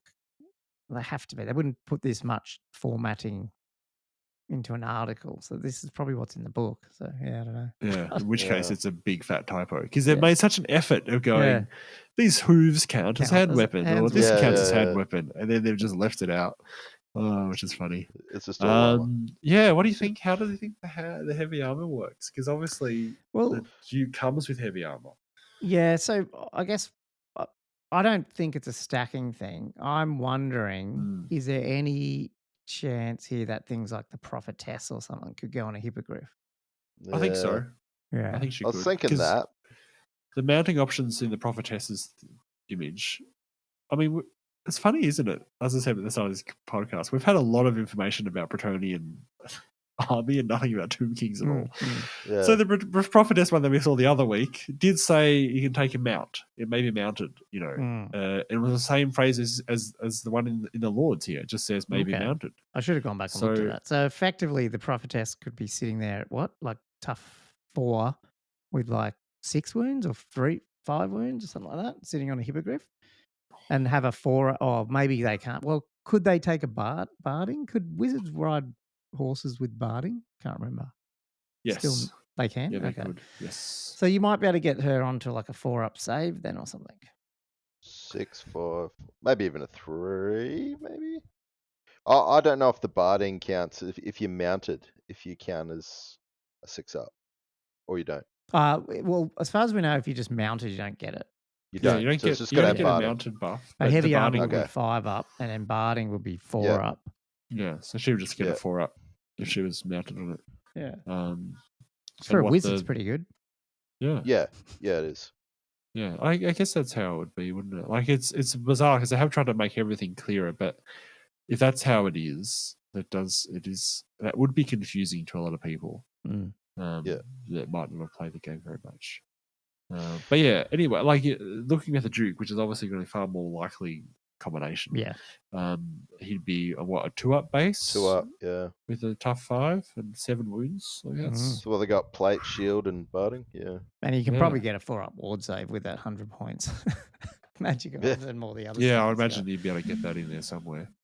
And like, what do you guys think of this whole concept of a combined profile versus the old way of doing it, where you got a mount and a monster, and you're randomizing hits, and you got the old monster reaction table if the rider dies. I mean, it's cool from a thematic role playing sort of sense. You come in and like, I'm going to take the mount out from under you. Like you see it in Lord of the Rings, where you come in and you attack the horse and the person falls off it and stuff. But for sure, the grognard in me doesn't want to change. But yeah, for gameplay and just quickness, I do like the combined profile idea. I don't know if they've ever perfected it, but I do like it, I think. Yeah. I think it does make a lot. It makes mounted monstrous guys less vulnerable to being just picked off. Well, yeah, I mean, even Andrews, when it was the other day when he was on the dragon or something, your guy, and like you didn't have any like massive. I think what did you have on your wizard lord? Not your wizard, your high elf guy when he was on the dragon, like defensively and attacking. He wasn't like super souped up, was he? Like he was. Oh, he was. I think I had to because he's got toughness 3. So maybe it was more defensive, but he didn't have like a lot of attacks then. Maybe nah, not attacks. Yeah, yeah. It's just defensive. Yeah, so it's just weird because you see this big dragon and you got this other person, and then I don't know, you feel like you got to try and remember 2 things. Whereas that's the good thing about the combined profile. You just sort of treat it as the one. What's his toughness? What's his wounds? We'll have to see how easy it is to just get ridiculous. And if ward saves, obviously. 4-up ward saves are common. They might not be. We have no idea. No one's mentioned ward saves. Yeah. I almost hope they're not. Like I almost hope it's like a 5-up at most. Because if you've got something with 7 wounds, to get through a 4-up ward save as with well. With a 2-up armor as well. And a 2-up armor where we know you've got less AP. Yeah. Oh, it's going to be It's brutal. A good point. I sort of hope you're right. I hope 4-ups are very rare, Or maybe they could have caveats like not on monstrous mounts or something like that. Yeah, for sure. I think on a knight it's not terrible, but if you start putting it on like a high wound, high toughness, combined profile, like you said, that's it's starting to take the piss. So the other weird thing still is this whole close order stuff. They've said they've talked about in last episode around last article around the rank and file or something, but like you're still seeing it on these mounts. Like, what do you think? Yeah, I'm surprised it's on the mount. Like that's I don't know what to make of that. The way they wrote it last week, it was like as if we've seen this before. We know what it is. It's like, yeah. We don't. You haven't explained it properly. Anyway, it's all good. But I'm confused why it's on the hippogriff. Yeah, I agree because they're never going to rank up with anything. No. It's also got counter charge. Interestingly, So because that's right. Because when we saw the cavalry last week they were talking about counter charge, they were talking about cav could counter charge. Was it other cav monsters and chariots? Was it? Yeah. And is that because that's a monster? I guess it would have it. So does that mean that if this hippogriff has counter charge, makes me think that chariots and monsters will have that special rule as well as cav? Yeah. I'd imagine. Yeah. It's got fly 9, which is I think there's a bit of a 9th end in there. Large targets, D3 stomp attacks. Which, I like the granularity of not having either 1 or D6, by the way. Yeah. And it's got Swift Stride and Terror. I was going to say base size of 50 mil by 50 mil. What the heck is that? Like, I mean, sure. That's the old one, isn't it? That's the old model It size. It'll fit nicely, the old model, but it's like... With everything scaling. It's not as long as the ground note, the heavy cav base. Yeah, if that's actually it's plonked it into what they've got existing or something. It's a bit worrying actually because you can sort of think, well, are we going to see a better model? Because if so, there's no way it's going on a 50 by 50. But I guess they can just update it. But I really thought they'd at least push it to 60, so it's at least the same length as the cav base. The heavy cav base. Agreed. Yeah. That it's got me curious now. Like how much stuff is going to be staying on the same base? Well, I mean, in that picture of the we probably didn't talk about that, but the picture of the Tomb Kings. I mean, the only thing I could see that was bigger bases is the 20s obviously must have been, but the chariots and the horses look to be just on their normals. 25. 25s and whatever the chariot is, 50 by whatever it is. So I don't think, it feels like for Tomb Kings, the only thing I'm rebasing is probably, if I have to, is like the 20 mils potentially, Yeah, which is ironic because there's not much effort in basing Tomb Kings because it's all just sandy desert. Sorry, don't dismissive? Don't discredit Gommo's efforts. Yeah, well, no, I'm going to do something with them. I don't know. We'll see.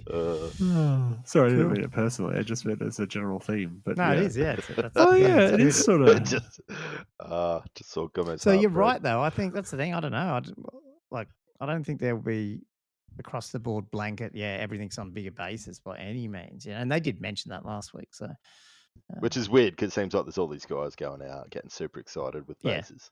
I know. Just you just have their hearts broken when they realise that. I think there's a bit. I feel like great. there's that thread on the Australian Warhammer Old World tournament thing about, what should we do about it, which I really liked ASB setting it up. And there was a couple of people that were like, no, like it has to be, everyone has to be on the right one, or it's just too, like there's too much maths going around. And I just feel like, I don't know, I feel like why wouldn't you just say first 3 months, first 6 months? Yeah. We're learning the game here. Let's not worry too much about if something's a million or mil out, and don't even do the maths. Just do it like week one ETC. It's like why don't we just? I just feel like because that's the biggest push. If someone has to go and rebase stuff, God, that's a turn off. Just to get to a tournament in the first month or so of when the game comes out. Yeah. Anyway, it's a base discussion, but we'll see. We better move on. We see the Men at Arms one, the first sort of unit profile. Well, sort of. We did the second one, sorry, and now we've got confirmation about some changes around standard bearer upgrades and stuff that aren't. They are all different, so which looks cool. It is quite different. No base point cost in this again, which is weird that they had it in the Ground Knights, but they haven't had it for anything else. I'm actually now more surprised that the Ground Knights had that point cost because no other unit has. Anyway, so the Men at Arms, same stats as they're in 6. So Weapon Skill 2, BS 2, Strength 3, Tough 3, Initiative 3, Leadership 5. Yeah, I think that's the same. But again, the champ has had a bit of a buff in 2 ways. So one is that the Yeoman champion has got an extra bit of leadership, which brings it up to 6, which is nice. Which doesn't usually matter too much because historically, you may have used the leadership of nearby knights, so it's not too much of a handicap. But then there's also got this is a completely I don't know if we ever had this before where you can have an alternative champion upgrade, the Grail Monk. No, not really. Yeah, and you can have 2 in the unit, can't you? So you can't have a normal one and him. Is that right? We can have each champion. Yeah, one of each champion. Yeah, upgrade because you might. Any unit might upgrade one model to a Yeoman champ, might upgrade one model to a Ground Monk, and they're both the same price. They're both only 7 points each. Bargain, by the way, 7 points for a champ. And he comes in the kit, which is good. So they're kind of like utilizing the same. He does. Yeah. Oh, is that what it is? That's a really good point, Andrew. Bright Tuck looking guy. They've always had that guy in the kit. It's almost like 20 years ago when they made this kit, they knew that one day they'd make a model for it. That's it. He's going to be the Ground Monk. It's like going back. They're doing what they've learned from AOS and all that and actually put rules in for all the figures the models that they've made. Like it was also weird making this pack, at least this kit. You make it up and you go, let's put in this fat guy just as a standard bearer or something. We'd never have a reason for him, but he just put him in anyway because it was a bit of flavour. Yeah, it's nice to actually have some rules for it. Yeah, it is. Do we know what that blessed triptych is? That's that thing he's holding. Yes. Is it? But, like, what it is in terms of the model. Sorry, we do under there. It says what it is. That's right. So it gives the whole unit stubborn. Now this paragraph is really poorly written again. So it says, so it's grant the whole unit stubborn. So the first time they are required to take a break test, they don't need to risk a dice roll. Instead, they fall back in good order. And then also shield wall allows the unit to give ground instead of falling back in good order, which means that is this the stubborn rule then? Like, so is this how stubborn works? So you just ignore a break test basically and fall back in good order? You just fall back. And then if you have shield wall as well, that fall back just becomes a give ground. Potentially, yeah. I don't know if that's a stack thing or not. It must be. Otherwise, why would you do it? I don't know. Yeah, I think it must be a stack thing. Well, the stubborn is only that's the first time. So potentially you fall back, but then if you fail it again and you roll a fallback, you just give ground because you got shield wall. Maybe I don't know. Oh, I thought they combined so that if you it's not really clear, is it? So because I was thinking combined with shield, they're capable of stealing the impetuous because it basically means if you hit these guys, firstly they're not routing initially at all. Yeah. But even if after that you're still doing damage, they're not falling back. They're actually just slowing, giving ground a bit, Yeah. So the first hit might push them back a fair bit because you just did a fallback move on them instead of a break. But I mean, that's how I'm reading it. But I don't know. It might also be what you're saying. Like it stacks all the way back to the point where all they can do is give ground. Yeah, just go back a few inches. I think we have to wait and see what the rule actually says. Yeah, it's not written well. No. And then the other thing with it is they got the horde rule, which is so the other special rules. So they got horde, which completely open. Really, that could be anything. Could be something about combat res. Could be something about unit size limits. Could be who knows. I hope they don't go 10 across. That's just. I don't think that. I reckon it'll be 6 across. It might be. Oh, do you? 6 across, fight an extra rank. Do you think? Yeah, something like that. I think it might be a fight an extra rank rule. I just think. I mean, it's interesting. They've always got them 6 wide, and all the photos that they had them in arms. They've always been 6 wide. Do you care about having to specify a limit on that? We don't even know what the rank bonuses and all that stuff are, but if there's no requirement to do, because I guess the horde rule initially was if you went 10 wide, you got the horde rule. Yeah, for any. This is just already there. I feel like maybe what we'll see is horde just gives supporting attacks, and you'll see it on a lot of these shitty units. Maybe? Yeah, just to buff them. That's what I'm sort of thinking about, because they're like a horde of troops, goblins and Skaven. Yeah, sure. And I was saying this online to someone, like I don't know, yes, you could argue that in terms of the amount of attacks and stuff they put out, they were not the abusers of the horde rule. You know what I mean? No. It was the units of 40 white lions. Yes. Across the field. So I don't think hordes. Everyone whinges about hordes. I don't think they really are whinging about hordes in a sense. You know what I mean? It's other issues. Yeah, for sure. Agreed. Warband. Yeah, what does that do? I must admit, if that's right, and it's they just get supporting attacks when other units don't get supporting attacks, that would be similar to fight an extra rank in a way. Yeah.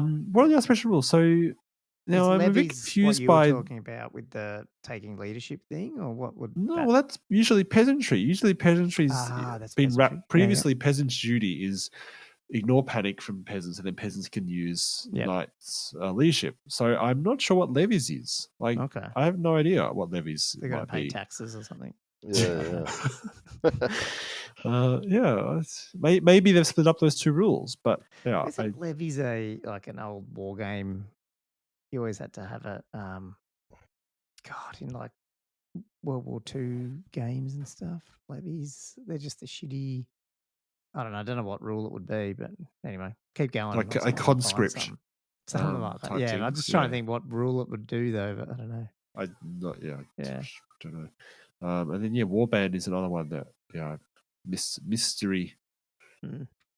What that means. And then the last section, armies of infamy.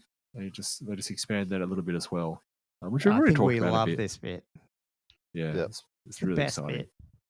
Yeah, in terms of looking forward to it, I reckon it's so good. Yeah, for sure. Like this is what we're hoping for, and I think they will as they expand it and as they release more material. That's what's going to be exciting, I think, because that means you can just they can add stuff to existing armies without having to wait for an entire new army book, which is exactly what you want.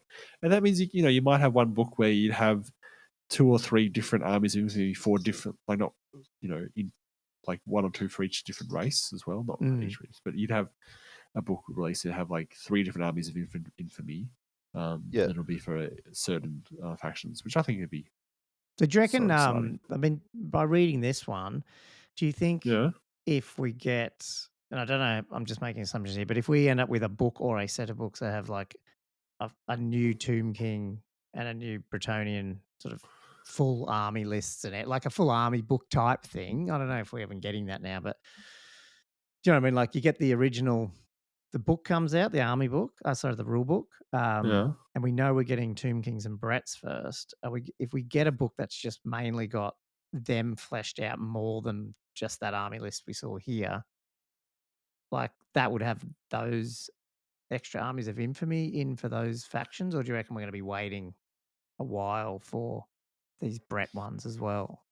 I don't know. It's hard to I sort of hope we do have to wait a little bit. Like, I think it'd be cool if they did release an expansion and it had like themed armies of infantry, like the Errantry Crusade one they mentioned here, could very well fit with a Tomb King campaign type, expansion. And then you'd also have a similar Armies of Infamy release for the Tomb King side, and then you could play like themed scenarios based around that expansion. Like, I wonder if day one we get the army book, and we literally do get, like, we get 3 books. We get the army book. I keep calling it the army book. We get the big blue book, the BBB, and we get potentially 2, like Horus Heresy. We get 2, like a good faction and a bad faction book, which has the supported factions. The 4 big, what are they called? What's the actual grand armies of Empire, grand armies of Britannia, all in there. But the only figures that have been released are the 2 box sets for Tomb Kings and Brats. And then quickly following that up, we get like a campaign book with Brats and Tomb Kings in it, which has these extra armies. And then, maybe a few months later, we get Orcs and Empire, and box sets come out with their campaign book. So that's what you were thinking, was it? Something like that, maybe? That's what I'd like to see. Yeah. And obviously PDFs for the grand armies of the others. Yeah. Okay. Yeah, I think so. That's going to be a lot to pre-order if we get like 3 books or whatever it is. And I don't know how many books there'll be though. Like, it's interesting that starter pack set only has one book in it, the rule book. I wonder if it has all those 4 grand, like 7 core factions or 9. Will it just be in the rule book, the core faction? Like, I don't know. Like, normally it's as with Horus Heresy, it's been separate books, but it'd be weird for that starter set box to just have the rule book and not the relevant army book in there as well, do you think, or not? I don't know, because you can't buy the book and play it by itself anyway, can you? I don't know, man. No idea. I guess we'll wait and see. I don't know. So this is the thing. I don't know if you've seen this before, Gommo. So it says part of that, obviously the asterisks. And then if you go back up towards the top and building your army, it's basically it says every faction will have a grand army upon release. Yeah. So I don't know if they're meaning and that says yes, including factions getting a PDF list. Exactly. So this Kingdom of Britannia army list, that everyone's going to have full composition of all that stuff, whether or not you just download it or it's in some book. And I guess we just don't know if that's the rule book for the core, like the main factions, or there's a separate book. But I mean, straight, on release, pretty much everyone. Straight out. I mean, that's what the people who are a little bit more connected than us have been saying. Like, this is the biggest. They've never released this much thorough armies in a new edition. Like, that's what I was saying. It's bigger than like just the old Ravening Hordes sort of lists that were a bit cut down a little bit, I think. I don't know. Maybe we will get all the court factions in the rule book, and then the next releases will just be like campaign books, which has the Armies of Infamy in them. So you only got one big book, and then you've just got like they go straight into that. And so the first one of that is Tomb Kings and Brats. So you can play day one release. You can play Tomb Kings and Brats with these lists. But then maybe in 2 weeks' time, too. And then you can in play a anyone couple you of weeks' want. time, the campaign one comes out. I don't know. Who knows? I've just got one question. This is what I'm trying to work out. So this is a lore question, Josh, for you. What? So, Yes. Bretonnian lore. As a Bretonnian lord, you may wish to enter exile, especially as it means you can take the forbidden border prince's bombards into battle. So, do you know, as a Bretonnian, if you use black powder, does that mean you are exiled? It is forbidden. I don't know if you're necessarily exiled. Yeah, you probably are. I have to check. So, with this, this is, I don't know if this is an Easter egg. It's not an Easter egg, but do you think the Border Prince's Bombards might be a mercenary unit that you can't use? Oh, what do you mean? Or do you reckon there's caveats to what you can bring as mercenaries and allies? Well, I'm just wondering where this Bombard's coming from. because it's not going to be a typical unit within the Bretonnian faction, I'm guessing. Well, I'm wondering. Well, because it's in this section of the Armies of Infamy, I took that to mean that there might be a Bretonnian Army of Infamy that was based in the Border Princes. Yep. And so you might have additional unit choices in that Army of Infamy. Yeah, see that you can then confirms even more what I was just saying. Whereas the army book, the big blue book will come out, and it's all plain, and you've got all your armies. But maybe they drop this day one too. We get the Tomb King, and because I already said there's Tomb Kings v Bretonnians, and so maybe we will get these armies of infamy for both them, and it's very specific to this Border Princess clash between Tomb Kings and Bretts, and in that is a couple of these armies of infamy, which is this one of these ones, which is an exiled. But would you really have a single model for a single army of infamy? Oh, no. The Army of Infamy would be like that Grand Army at the top, but it's just got different stuff. Yeah, it's got different choices. Oh, one of them is a rare choice, which is Bombards, for example. I don't know, something like that. Yeah. But that's what I'm saying. Where are you getting the model from? Are they really just going to have this model for a single Army of Infamy? Yes, yeah. I think it'll just be a model, and sort of like the Slayer list, where you've just got that War Machine thing in there and stuff like that, and it's just for that. Yeah, right. I don't know if they'll be selling the model. No, I don't think so. No, not that one. I had to look it up because so like the axe thrower thing, or the Doom Seeker that also came out with the Slayer army. I think they were. Well, those ones, yeah. But I was saying the Bombards. Oh, that's an interesting. Yeah. Bombard from third edition that's been out of production for many years. There's some good ones around these days that have been 3D printed by third parties, but anyway, I guess we'll have to wait and see. But I mean, it does I think the thing we'd all agree, obviously having seen the back of the book list in 6, is this is basically that same flavor, but they're going to focus on it. They'll get, and if anything, they're going to be focusing on this more than the other stuff, I feel, because they'll get all that day one. They'll do some balancing of that. Yeah. But the rest of this game is going to be probably gives you so much more these things, if you know what I mean. So much more options and so much different, personality to your army, doesn't it? Like you're not just. Well, I guess the other thing, the way to think about this is a thought experiment. Like day one comes out, and I open up whichever book it is, and I can go straight to an orc. What do they call it? What's the orc called? The orc horde or whatever. I don't know, whatever it's called. And they've got a grand army composition right in there. Yeah. So, and then just pretend in June they release Orcs versus Empire. Are they giving me a different grand army composition? I don't think they are. I don't think that's exciting. No. I think what's exciting is they'll be giving us a bunch of these other Armies of Infamy, which is bizarre title, by the way. Stuff. But yeah. Wish they come up with a better name for this. Armies of Infamy. They'll be selling some books. Clunky. They'll be selling some books if they're doing this. Yeah, I think you're right. I mean, it's exciting. It'll be great. Yeah, it's exciting. Yeah. They'll have a 3-month meeting or 6-month meeting. Right, what haven't we sold, or if we make, we've got to build up a campaign book that does it. Which I'm cool for that. But yeah, it's funny. And it'll be like a living, breathing campaign. It's like year 23, blah blah blah, and like it's like a living world. I think that'd be great. Oh, especially if over editions we eventually get to the the Siege of Prague and stuff, and the Chaos Invasion. Yeah. That'd be cool. Anyway, I mean, look, that's it for the almanacs by the sound of it. I reckon, by the look of it. It does hint at a Tomb King reveal or some type of thing next Tuesday, by the look of it, or Wednesday, our time. Or whatever it is. No. 26. Yeah. Our Wednesday, but Boxing Day. Yeah. So that'd be cool. We'll see what is there. Yeah, for an off-white / bone-colored Christmas.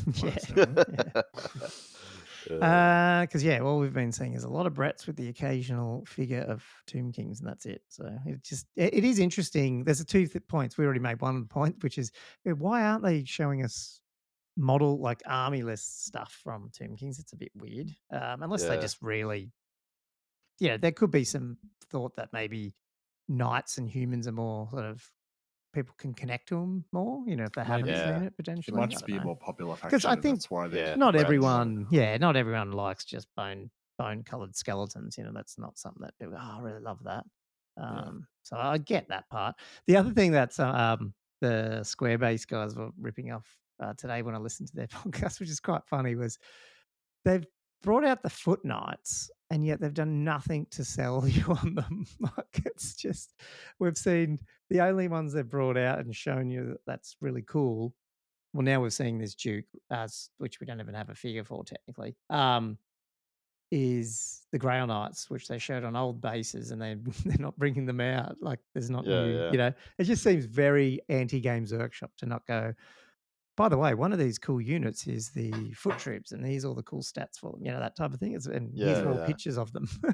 It's just, it's very un-Games Workshop-y too. Yeah, it's really like they put the rules first and the miniatures second. Yeah, which again, I'm not going to complain about in some sense. That's for sure. Well, it's, didn't you say it's from being produced by a different department? Oh yeah, it's like a different area. Yes, we actually know the guy who it is too. What's his name? Taylor York, someone? I don't know. Can't remember. Yeah. Yeah. Anyway, cool. Yep. Let's get on because it's getting late here. Lucky it's a short bat rep. It is a little bit. Yeah, I'm excited to hear what happened because I've had minimal. I was going to say, do you know details? Oh, okay, cool. Okay, well, yeah, we can smash through it. I mean, so my army was the same pretty much. So for those who don't remember, it was really so 2 kings versus high elves. I had a block of 5 chariots with the Tomb King in it, the healing banner, and you know the incantations where you can roll 2 dice, pick the highest, that sort of stuff. 16 Tomb Guard with the redirecting banner thing that I want, like reform banner thing, so they could reform and then try charge. It was a bit of just something to see if they did anything. With a Tomb Prince in there, casket, a catapult, I think 3 units of like 10-ish archers. I think one might have been 13. And 2 scorpions, and that's about it. I guess, and I had an extra champion in one of the bowmen because this. Obviously, champs for CanCon are a bigger thing. So, and before that too, we'd agreed we were going to play Scenario 3 of CanCon, which is it's like the Blood and Glory. Actually, I really like this one, and it's you count your fortitude up, whatever it was called, which is basically points for every character you've got in the army, as well as double for the general and the BSB. So that's, and including champions as well. So, and that's sort of your breakpoint number or whatever it's called. Not breakpoint number, your fortitude. And then if you ever get the enemy down to 2 or less, then you've broken them. And then based on when you broke them, if you did, then you'd get more points. So if people are listening along, there's 5 bonus points basically in CanCon scenarios. So if you happen to if you go up against an army that doesn't have a lot of fortitude and you end up breaking them in the first 2 turns, you get 3 points for that.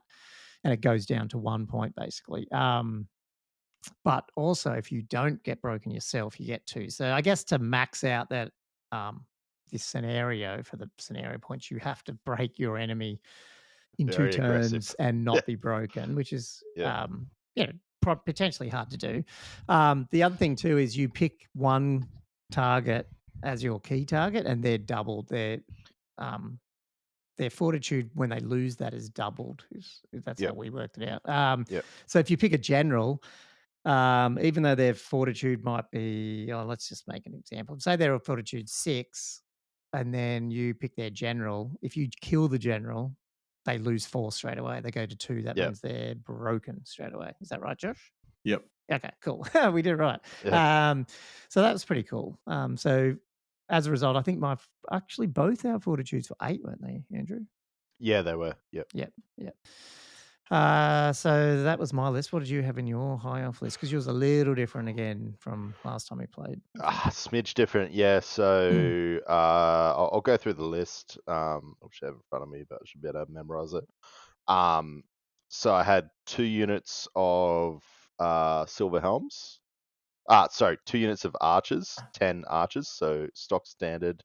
I had a single unit of silver helms with the war banner, full, musician standard. On top of that, I had a unit of dragon princes, and the dragon princes had the magical banner that gives me plus D3 magic dice. So it's going relatively magic heavy. I had 2 stock standard Reaver chariots. I had 2 eagles. And character wise, I went with 2 mounted mages this time. I just found last time having a mage sitting back with my 30-inch range archers. They're just not in range of stuff. A lot of stuff's 24 inches, so they were just out of range. So I just figured I'd throw them in a combat.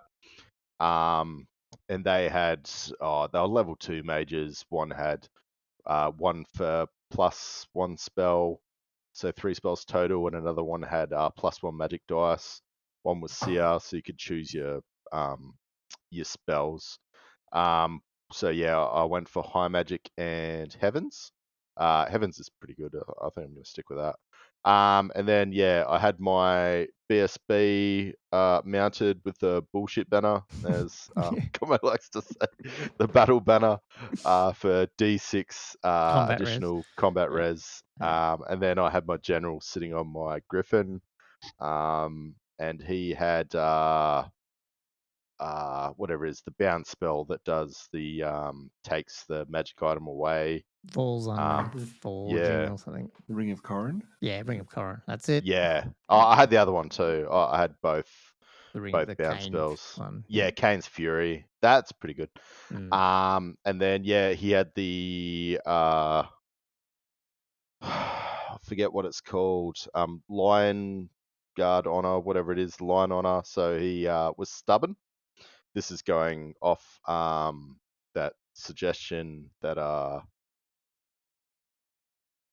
was going to say Angus.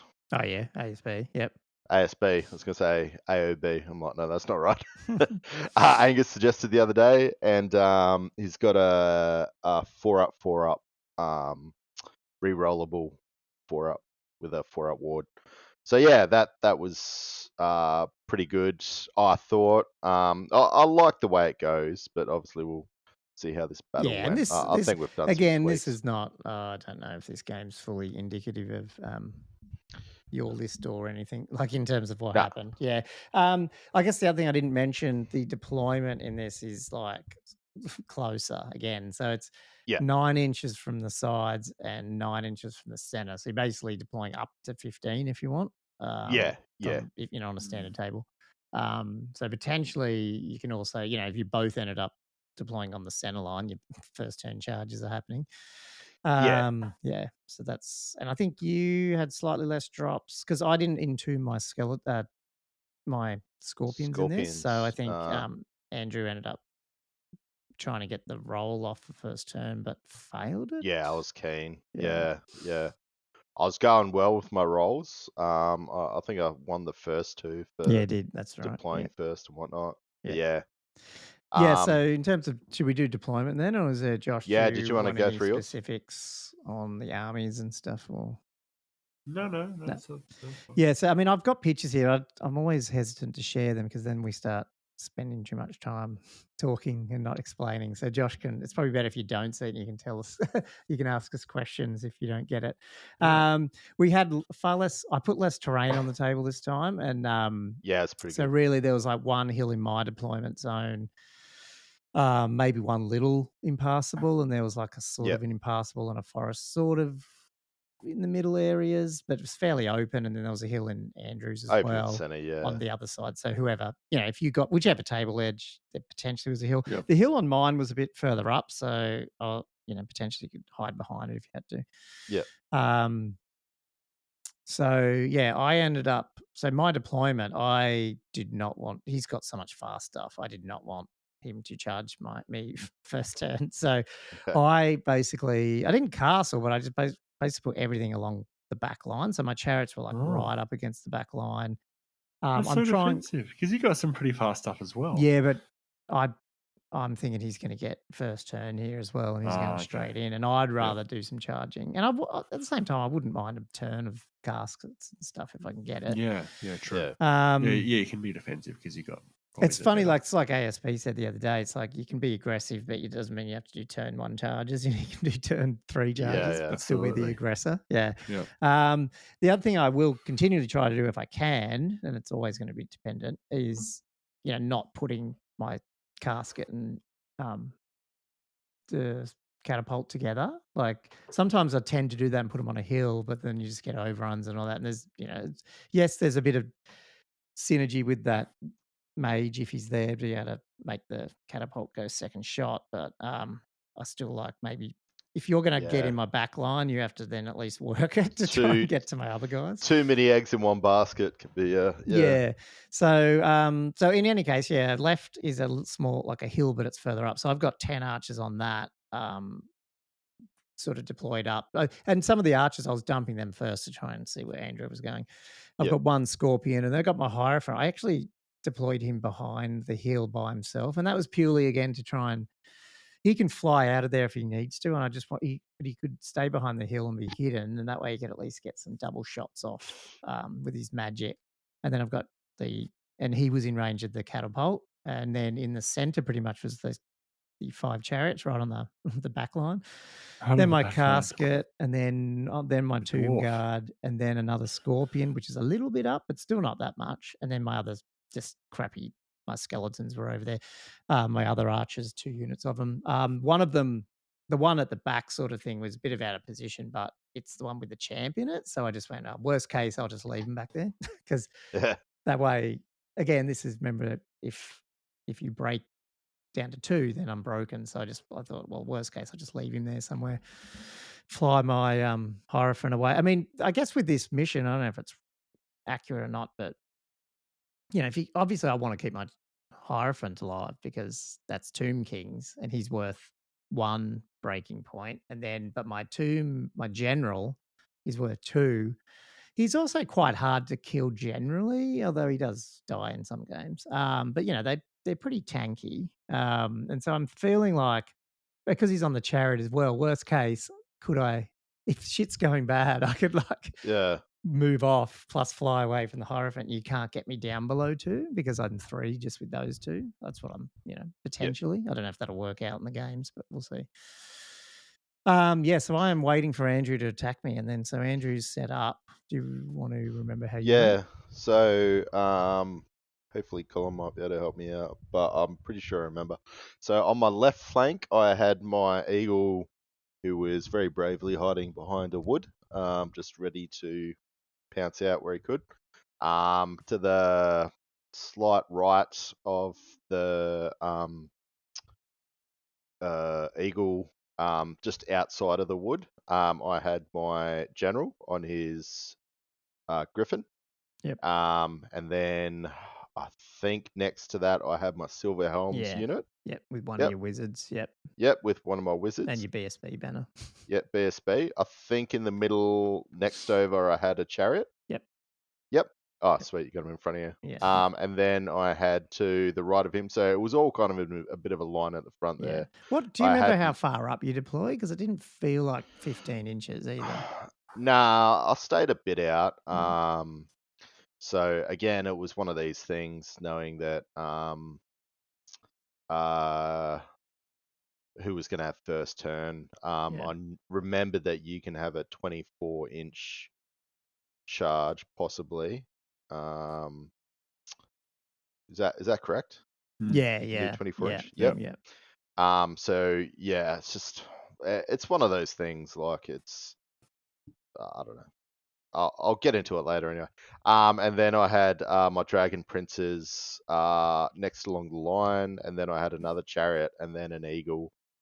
In behind all of that front line, I had a hill, and on top of that, I plonked my archers, both units of archers. I had my bullshit banner BSB in with my Silver Helms, and as Gommo said, I had one wizard in with Silver Helms and one in with the Dragon Princes. So yeah, it was looking hopefully for a run forward, turn 2 charge with some units. Yeah. And But then, then I rolled for first turn and got it.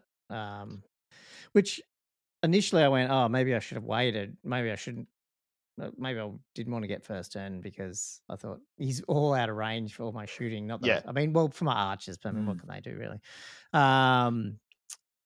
So yeah, I didn't really move a lot. I think the only thing I didn't take pictures really of the first turn. I forgot. I moved my scorpions up a little bit, and that was about it. I just basically went, well, why am I even moving? Let's just see what he does. And so then went straight into magic. And I guess that's where stuff started to go good for me. I think this is I definitely Turn remember. one. Yeah, turn 1. I remember getting. I cast the shooting on the catapult. Yep. And I remember I was going, yep, ahhing, 33 inches right on his 33. I was going to say 33 inches. I remember inches on the middle of his silver helm unit, and it was right dead smack bang there. Yeah. So that was a so bloody good satisfying guess. when you get a good guess. It was like the a most perfect satisfying guess. part of the game sometimes. The good thing about slightly edging onto the BSB. Yeah, that's over right. the center. Slightly on the BSB. It did scatter 2 inches, because it, like basically it 4-upped 3 guys. I think I might have taken. Did I take 1 out? 1 or 2 from that you took 1 out. Yep. Yeah. But then the casket went off, and I think, did you try to dispel that one and roll double 1? I did. Yeah. I kept 2 dice. No, 3. 2 or 3 dice. I think it's 3 dice. Yeah. I want to stop the casket. So I think it blew up. I don't know if this turn it killed a lot, but it did put wounds on that. I think it was the first turn. Yeah, one of the eagles went. Yep, the eagle went. The eagle out near the chariot, not near the forest. On my right flank, yeah. The chariot took a wound potentially. I think your dragon princes might have taken 2 or 3. Dragon princes are good. The chariot took a numerous amount of wounds. I think maybe 2. Yeah. Everything else is good except for a 2 double to the chariots. Oh no, I did blow up unless this is a different turn. I did blow up your dragon princess down to 2 left with 1 mage. Was that second turn? Oh yeah. Turn? Sorry. Yeah, no. It was. Yeah. No, there was a lot of pain. Sorry. Yeah, so that blew up. And then your griffin. I rolled double 6s on the griffin. So 14 minus his leadership 10.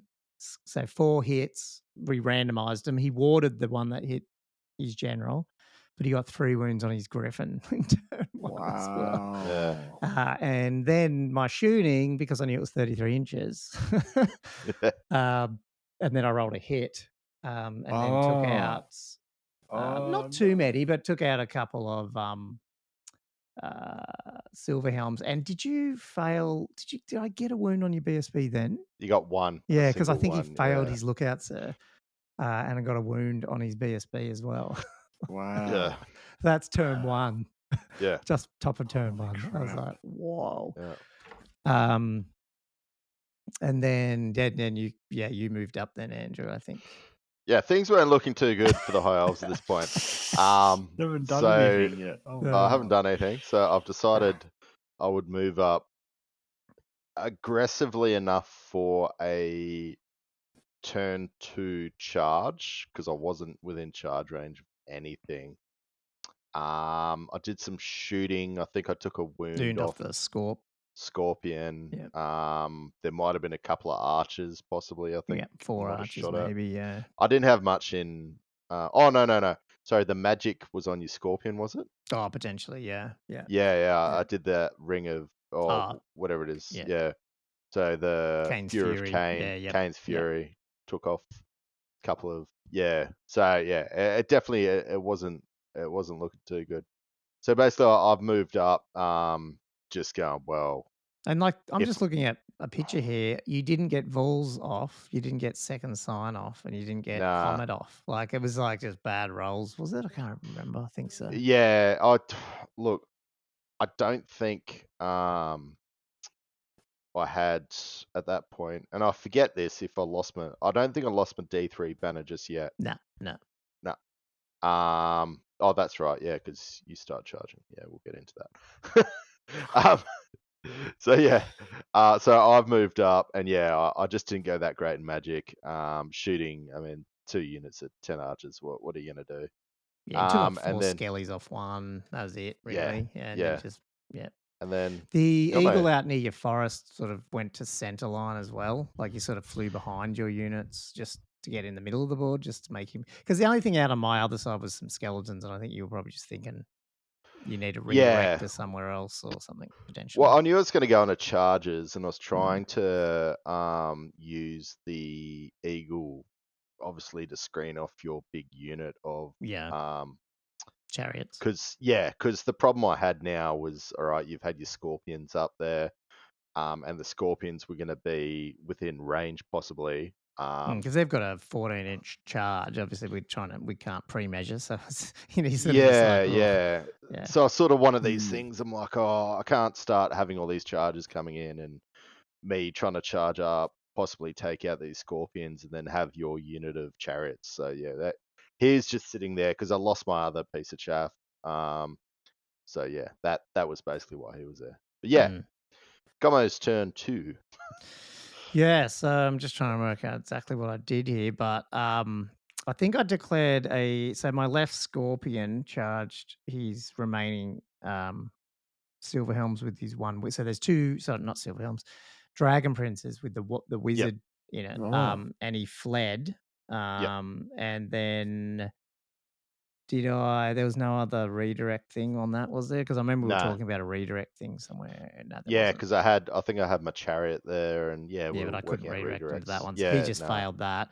But then my big unit of chariots this must be in Magic because I'm in a different formation in this picture. So I think what I've done is, because they're fast chariots, I moved them up, repositioned them into there because they were 5 wide, like right at the back of the board. So they move up into their normal 3x2. And I deliberately put my this is where I was learning some stuff. I deliberately put my dude in a way that if I did get a charge off in his silver helms, I would hit his fucking BSB with my Doom General, dude. Yeah. I fucking wanted to kill that guy. By the way, he's my target as well. Yeah. The bullshit battle. Right, it's yeah, because I just thought I'm gonna kill that guy. I don't care what I do, so I want double for that. Yeah. Even though he's not going to. Oh no, he's BSB, wasn't he? Yeah, so he was worth 4. It was BSB. Yeah, that's right. Yeah, it was. And then in Magic, so I can't remember what order here, but I did get a charge off with the chariots, and he fled that with silver helms as well. So basically, he's all his cabs running. Everything's running. Yeah. And I think I might have tried to maybe charge the other scorpion into his general, but just didn't get it in, or it was probably just dispelled, or didn't roll high enough, or something. My Tomb Guard are moving up, but they're so bloody slow, and I've used all my spells and everything else, so they're just useless, which is why I painted chariots. And then that was pretty much it. Did I get anything else with at some point I got a wound off on your general, and now I'm trying to remember how I did it. Shooting. Oh, with the skeletons. That's skeletons, right. So out on archers. the right here, I've got. Very with these skeleton archers. Why are you taking these skeleton archers? I love them, and so hitting on 5s, and then randomize, and I ended up getting a wound through. I've got no armor save, but on the griffin, nothing. Griffin. Yeah, so we got a wound onto the griffin. Maybe that I'm looking at this. I think it was onto your main guy. I don't know if I put another one on your griffin or not, but it was on your general, I think. No, I think maybe it was. I thought that's when the griffin popped. Oh, you might be right here. Sorry, there's dice here. So, and this is part of this is not really against Andrew. This is just my dice rolling in this game. So out of the ones, so I've got 1, 2, 7 hits. So that's probably right. I shot 20 shots, hitting on 5s, 7 hit, which average. It's about average, but maybe positive for me. But then I rolled to wound a 6. I'm just looking at these numbers: 4, a 6, a 5, a 5, a 6, a 4, and a 6. So I don't know. I can't remember what they were wounding there. So it looks like 1 wound definitely onto his hero, and then at least 2 6s on the griffin. So yeah, just arsing the dice rolls here. And you're right, the Griffin popped. And so your dude's sitting there by himself with 1 wound. By himself. Sorry, he's got 2 wounds left. He's 2 wounds got left. a wound, yeah. But that was all done by archers. Just with a insane. lance. Wow. A lance. Yeah, which he can't use. He's got a lance. But he runs really fast. If only you had a combined profile, you would have still been able to use that lance. Yeah, that's exactly it. So I mean that was just insane. I don't know if the catapult did much in that turn. And then basically your turn, that's when your chariot charges. Yeah, so I sent 1 chariot into. I'm trying to remember this. Or maybe I killed the other chariot. I think it's gone. I must have killed it. Yeah. So I must have killed that. That only had 1 wound left on it or something. So I think that might have been archers and stuff. Got rid of that. Yeah. Yeah. So because you've come so far forward. Yeah. Like my chariots are probably in the middle of the table now because of that charge. Yeah. Right. Yeah, they most definitely were. Yeah. So if you can imagine when I've moved my whole line up for a turn 2 charge, Gommo's come up and charged my silver helms and they're fled. He's come up so far, actually past my original line. Yeah. That my chariot, singular chariot in the middle now, is actually past his frontage. And it's got 2 targets. It had basically. I'm pretty sure it had 2 targets. I could see your. Yeah, I think you could have got the Scorp, but I don't know if you could have turned. But yeah. Oh, maybe not. Yeah, maybe I could have turned. But there was a Scorpion in front of me and his chariot unit. So I've decided, there's a bit of to and froing, but I'm like, I'll go into the chariot unit because I'm going to be in his flank and he's not going to be able to attack me with his like my Tomb King. Tomb King, yeah. Yeah. So I've done that. And then I think the bigger thing too, man, was you didn't rally your. I think you passed. Oh yeah. Did you? I don't think you. The Silver Helms turned around. Yeah, but not on the your Dragon. The Dragon Princes hated it. Yeah. And they on Leadership 9, and they kept running. No. Yeah. They didn't go off the board yet, but they just kept running. Not yet. Yeah. Not yet. Spoiler alert. So Leadership 9, they failed, and I'm just like, I was expecting them to come back. I was kind of like, all right, I need this to come back. Now, is he the guy with the D3 extra magic dice? Yeah, he was. Yeah, okay. Yeah. And he had a major. Sorry? Did they have a musician in the unit still, or did you have a musician to start with? It did to start with, but I think I lost that. I was down to 2, weren't you? Yes, he's down to 2. The banner and the champion. Yeah. They lost the trumpet somewhere. Anyway, somewhere along the line. And so my grand plan originally, when I was was going to be do charges on the left with this Griffin, get into his, you just had this scheme, get into one of his Scorpions, kill that, and then overrun into his Tomb Guard unit. And then that was going to hold that up, and then somehow I was going to come up with some bullshit in the middle and save the day. But now my Griffin's dead, and I'm just like, I had nothing, eh? So anyway, I just turned around. My generals run back nearby to where my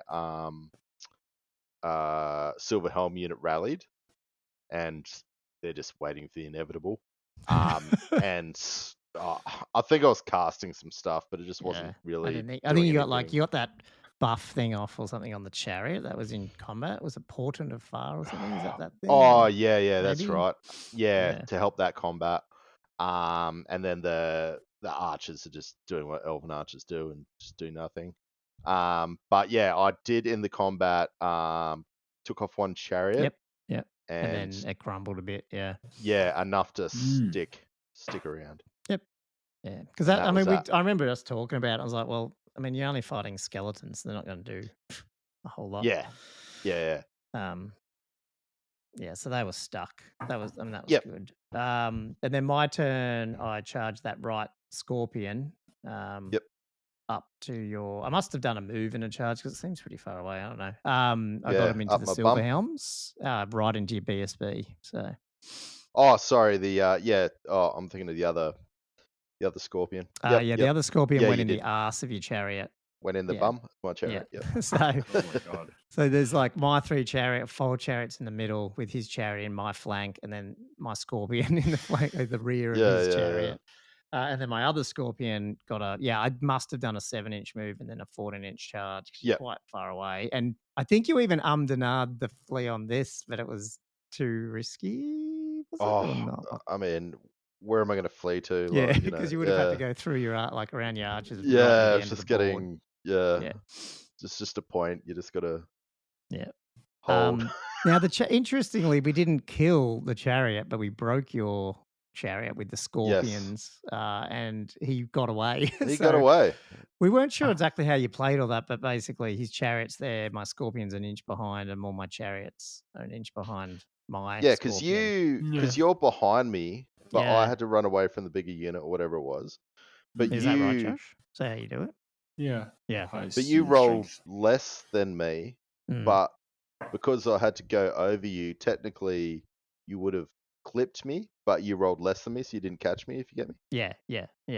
So because I've moved away from him, but it was like over him, by the time I've moved, he could have caught me with what he rolled, if you get me. But because you just go off the dice rolls. But you go off the dice roll, so you kind of what'd you go an inch away or whatever. We just put them an inch. I don't know if that's an 8th rule. That's what we did. So it's one of those weird ones. And then and then the scorpion punked your BSB. Got my fortitude. You did a wound back to my scorpion, and then but because of his I think I can't remember if that wound was caused by the crumbling or not. I think because I don't think it was the crumble. I thought it was. I think you might have done a wound, and then I would have lost by 1, but then because you outnumbered me, but because I'm a construct, I didn't crumble, so I just sat there. I think it was something like that. Because I had static Reza 2 from the banner and the war banner. Yeah, and it looks like I only did 1 wound out of all that, but that was enough because you already had the wound. So I only needed 1 wound.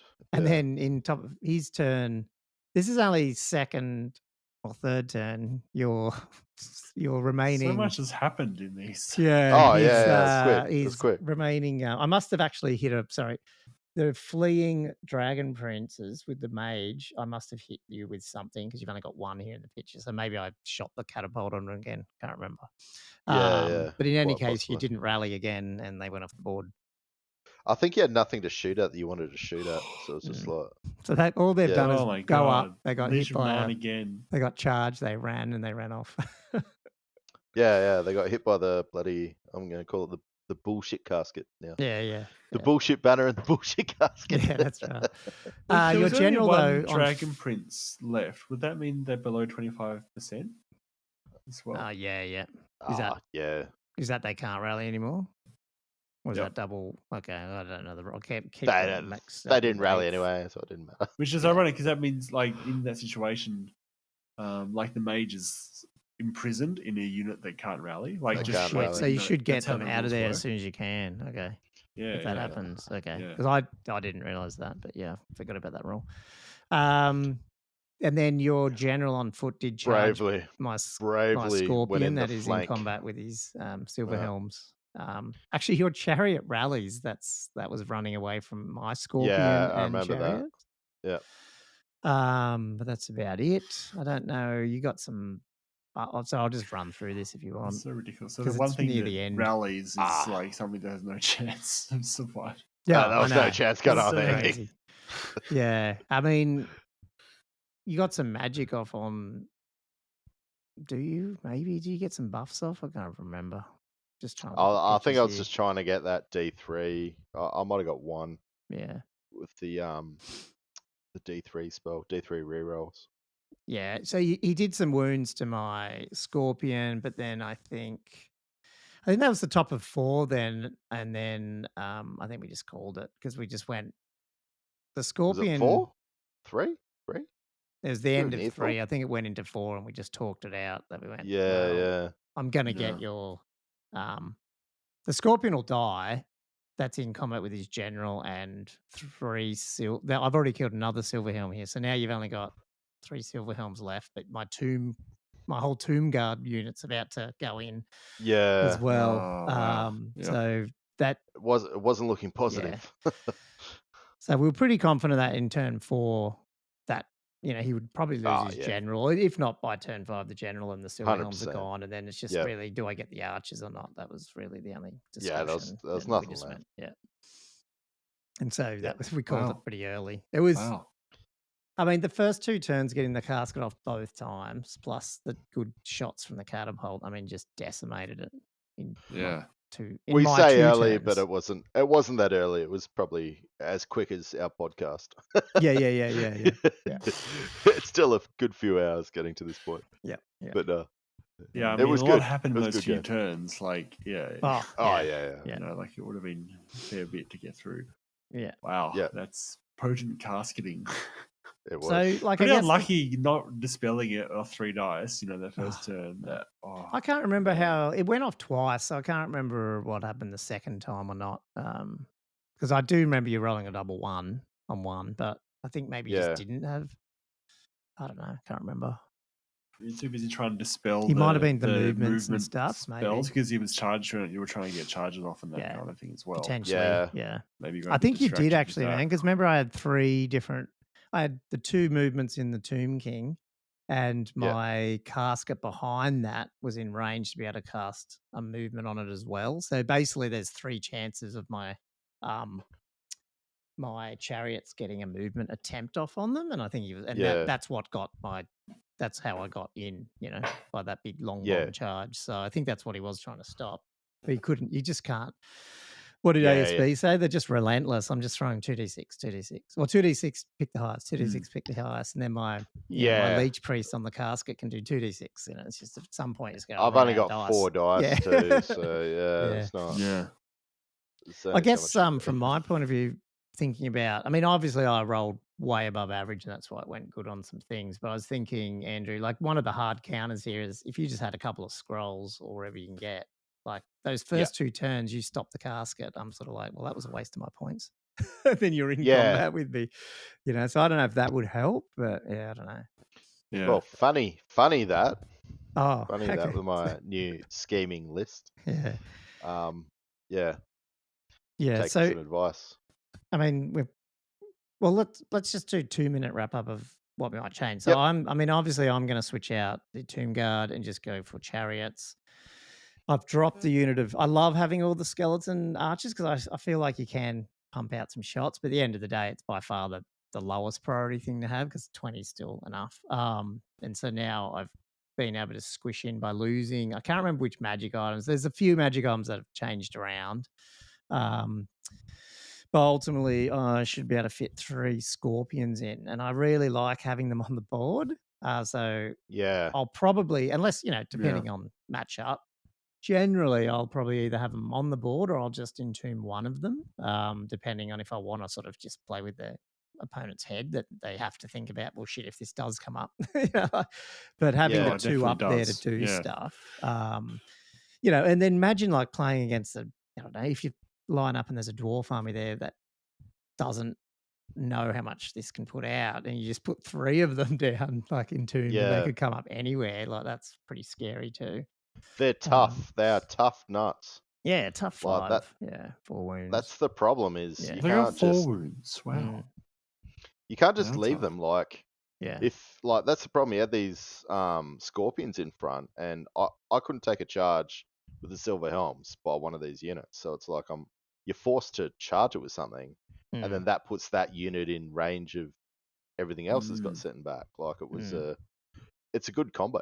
Yeah, and we were saying combo. Like with the 1 scorpion, 1 chariot block, you could sort of combo them a bit together. Like support each other. Yeah, 100%. So anyway, that's what I'm going to do and see how it goes. And so what are you changing, Andrew? So I've dropped the Griffin. I didn't like. Well, I know ASB was talking about doing the combo of having a whatever it is, the Lion Honor, Lion Guard Honor. But the way I'm looking at it, it's like I think it's quite expensive, the Lion Guard Honor, just to give you Dragon Stubborn or whatever it is, Stubborn. The way I'm looking at it, if you need Stubborn on a Dragon in a charge, you've probably done something wrong. So I'll probably drop that and just try and keep it smart moves. So I've gone back to the dragon, just going defensive with the spell that I've had to destroy the magic item. That's my original one. Heroes, I've dropped one of the mages, so I now just have a mounted mage who's probably just going to live in a wood somewhere and just hide. And hopefully get a comet off or something. Yeah, exactly. Yeah, he's only level 2, but yeah. Well, it's going to go heaven, so at least I can go the D3. Yeah. I did go the Wanden. I think it gives you +1 spell, so it's going to have 3 spells. Okay. Yep. So I might get something off there that I can use. It's going to be scroll caddy, so double scroll. And then I'm running 1 unit of archers, just because I need some core. I've dropped the dragon princes, and I'm going to run 2 units of silver helms. 1 unit of silver helms is obviously going to have the war banner. I've got 1 unit of reavers, and I'm running 3 chariots, not 2 of the Tyrannok chariots. Because I think they're really good for supporting chariots. They're the same sort of thing, and they're good bait. You can put chariots forward, and you can't just really ignore a chariot. You want to kill it. So they're good bait. I've only got 1 eagle, and I've thrown in a Reaper bolt thrower, which I'm really unsure about. I'm almost thinking drop the Reaper and get another eagle, or get another thing of Illyrian Reavers. Sam, did you say you dropped your Griffin? No, you just dropped the lion thing off the Griffin. I swapped it for a dragon. Oh, the dragon. It's a dragon. Okay, that's what you're talking about. Okay, yeah. So I'm running a dragon. I don't know. Yeah, I don't know. A dragon and 2 eagles. I'm like, whoa, what do I do with that? That's so fast. Well, I only have the dragon princes for the D3 banner. Yeah. Oh, I've got the commander in there as well with the bullshit banner. Yeah. So yeah, I was only running the dragon princes to get the D3 extra magic dice, but as we discussed, my magic didn't do that much. Yeah, and I loved ASB's thing the other day about just dominate 2 phases, and I reckon obviously you can dominate movement, and you always should, but with your dragon and flying stuff, you definitely can. So then are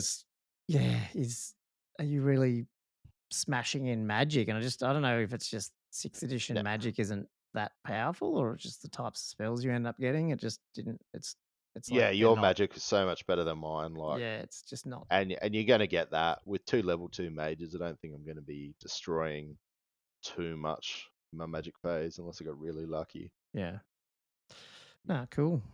Oh. Yeah. We'll try one more game, I reckon, before GameCon, at least. Before GameCon? Oh, we'll get something next year. You got to get through all the scenarios first. Yeah, true. No. I'm not looking forward to playing against double. I've got a cart. I got the dwarf. You got a cart? Oh, perfect. Little dwarf cart. Yeah, we probably should play that. Is that next? That is the next game if we do that. Yeah. It is. No, that'll be good. Because the last one's just a regular pitch battle, so you're up to the. Yeah. Oh, cool. Good. Anyway, any questions on that, Josh, or was it? Yeah, I mean, it was a bit of a weird game in the sense that it went so quick. It turned, not much you could have done. Yeah, it turned really quick. Yeah. It's a bit of bad. And that's what's weird about this, because I feel like, because I was talking to ASB, and I know he's not a casket fan, and he's right. Like I feel like that's the thing. Like the right setup or whatever can nullify that, so they worry about stopping your other stuff. But I feel like in a tournament, and I'm not playing people generally. I mean, I might end up playing a really top person and they'll destroy me, and then I'm just playing middles to bottoms. I think I don't know. I feel like a lot of lists won't have some of that, and so I feel like at least once or twice a tournament, it's going to help me. And I know in Castle, it basically, I wouldn't say won me 2 games, but the 2 I did win, it was a lot of it was because of what the casket did, So I feel like, it's worth having, at least for this, and then I don't know what it's going to be like in, old world. Who knows? Yeah. Yeah, who knows? Well, yeah, we'll find out. Hopefully, not that far away. Yeah. I'm a bit worried about what you do with the chariot blocks if you come up against really big, just hoarded armies. Like you can't just hit and Like I don't have anything that's got a heap of like ranks and stuff. Yeah. Yeah, you might be. But then you're better off trying to charges. yes, I was going to say that's what 3 scorpions are for, and the chariots move around, get them in the side, and then you go, oh, I don't care how many ranks you got. Yeah, and you got enough firepower to force them to come to you mostly as well. Yeah. Which means it gives you the chance to set up flame charge using your so that's the weaker units, your fast cav chariots. Yeah. So we'll see. And then the other thing Andrew said, which I didn't really think about initially, but when you say it, it's very tempting. Is just because I got 2 units of 4 chariots and 2 a Tomb Guard and Tomb King, doesn't mean the Tomb Guard and Tomb King have to go in either chariot block. They could go in one. You have to separate. That's a fucking scary unit with 2 characters, because one of the banners I've got is a +1 to hit banner. So everyone in the unit, including the mounts, get +1 to hit. So imagine having Tomb King, Tomb Prince getting a charge off, and they're all got +1 to hits as well. Yeah, that's pretty insane.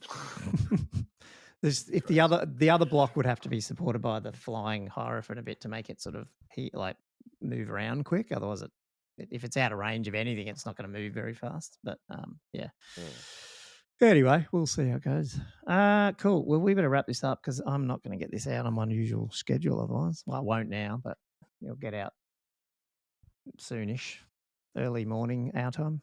So, yep. Cool. I thought it'd be a bumper episode. Hopefully people enjoyed it. Yeah, that was a bumper episode. My God. Cool.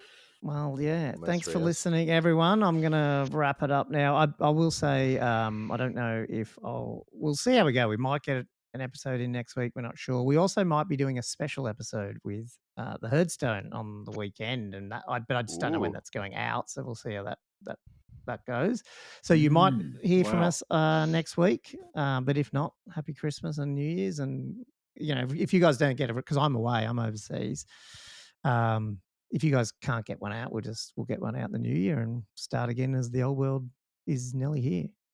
Mere weeks away. That's right. Okay, guys. Anything else you want to add, or I might just call it there. Happy holidays. Find us.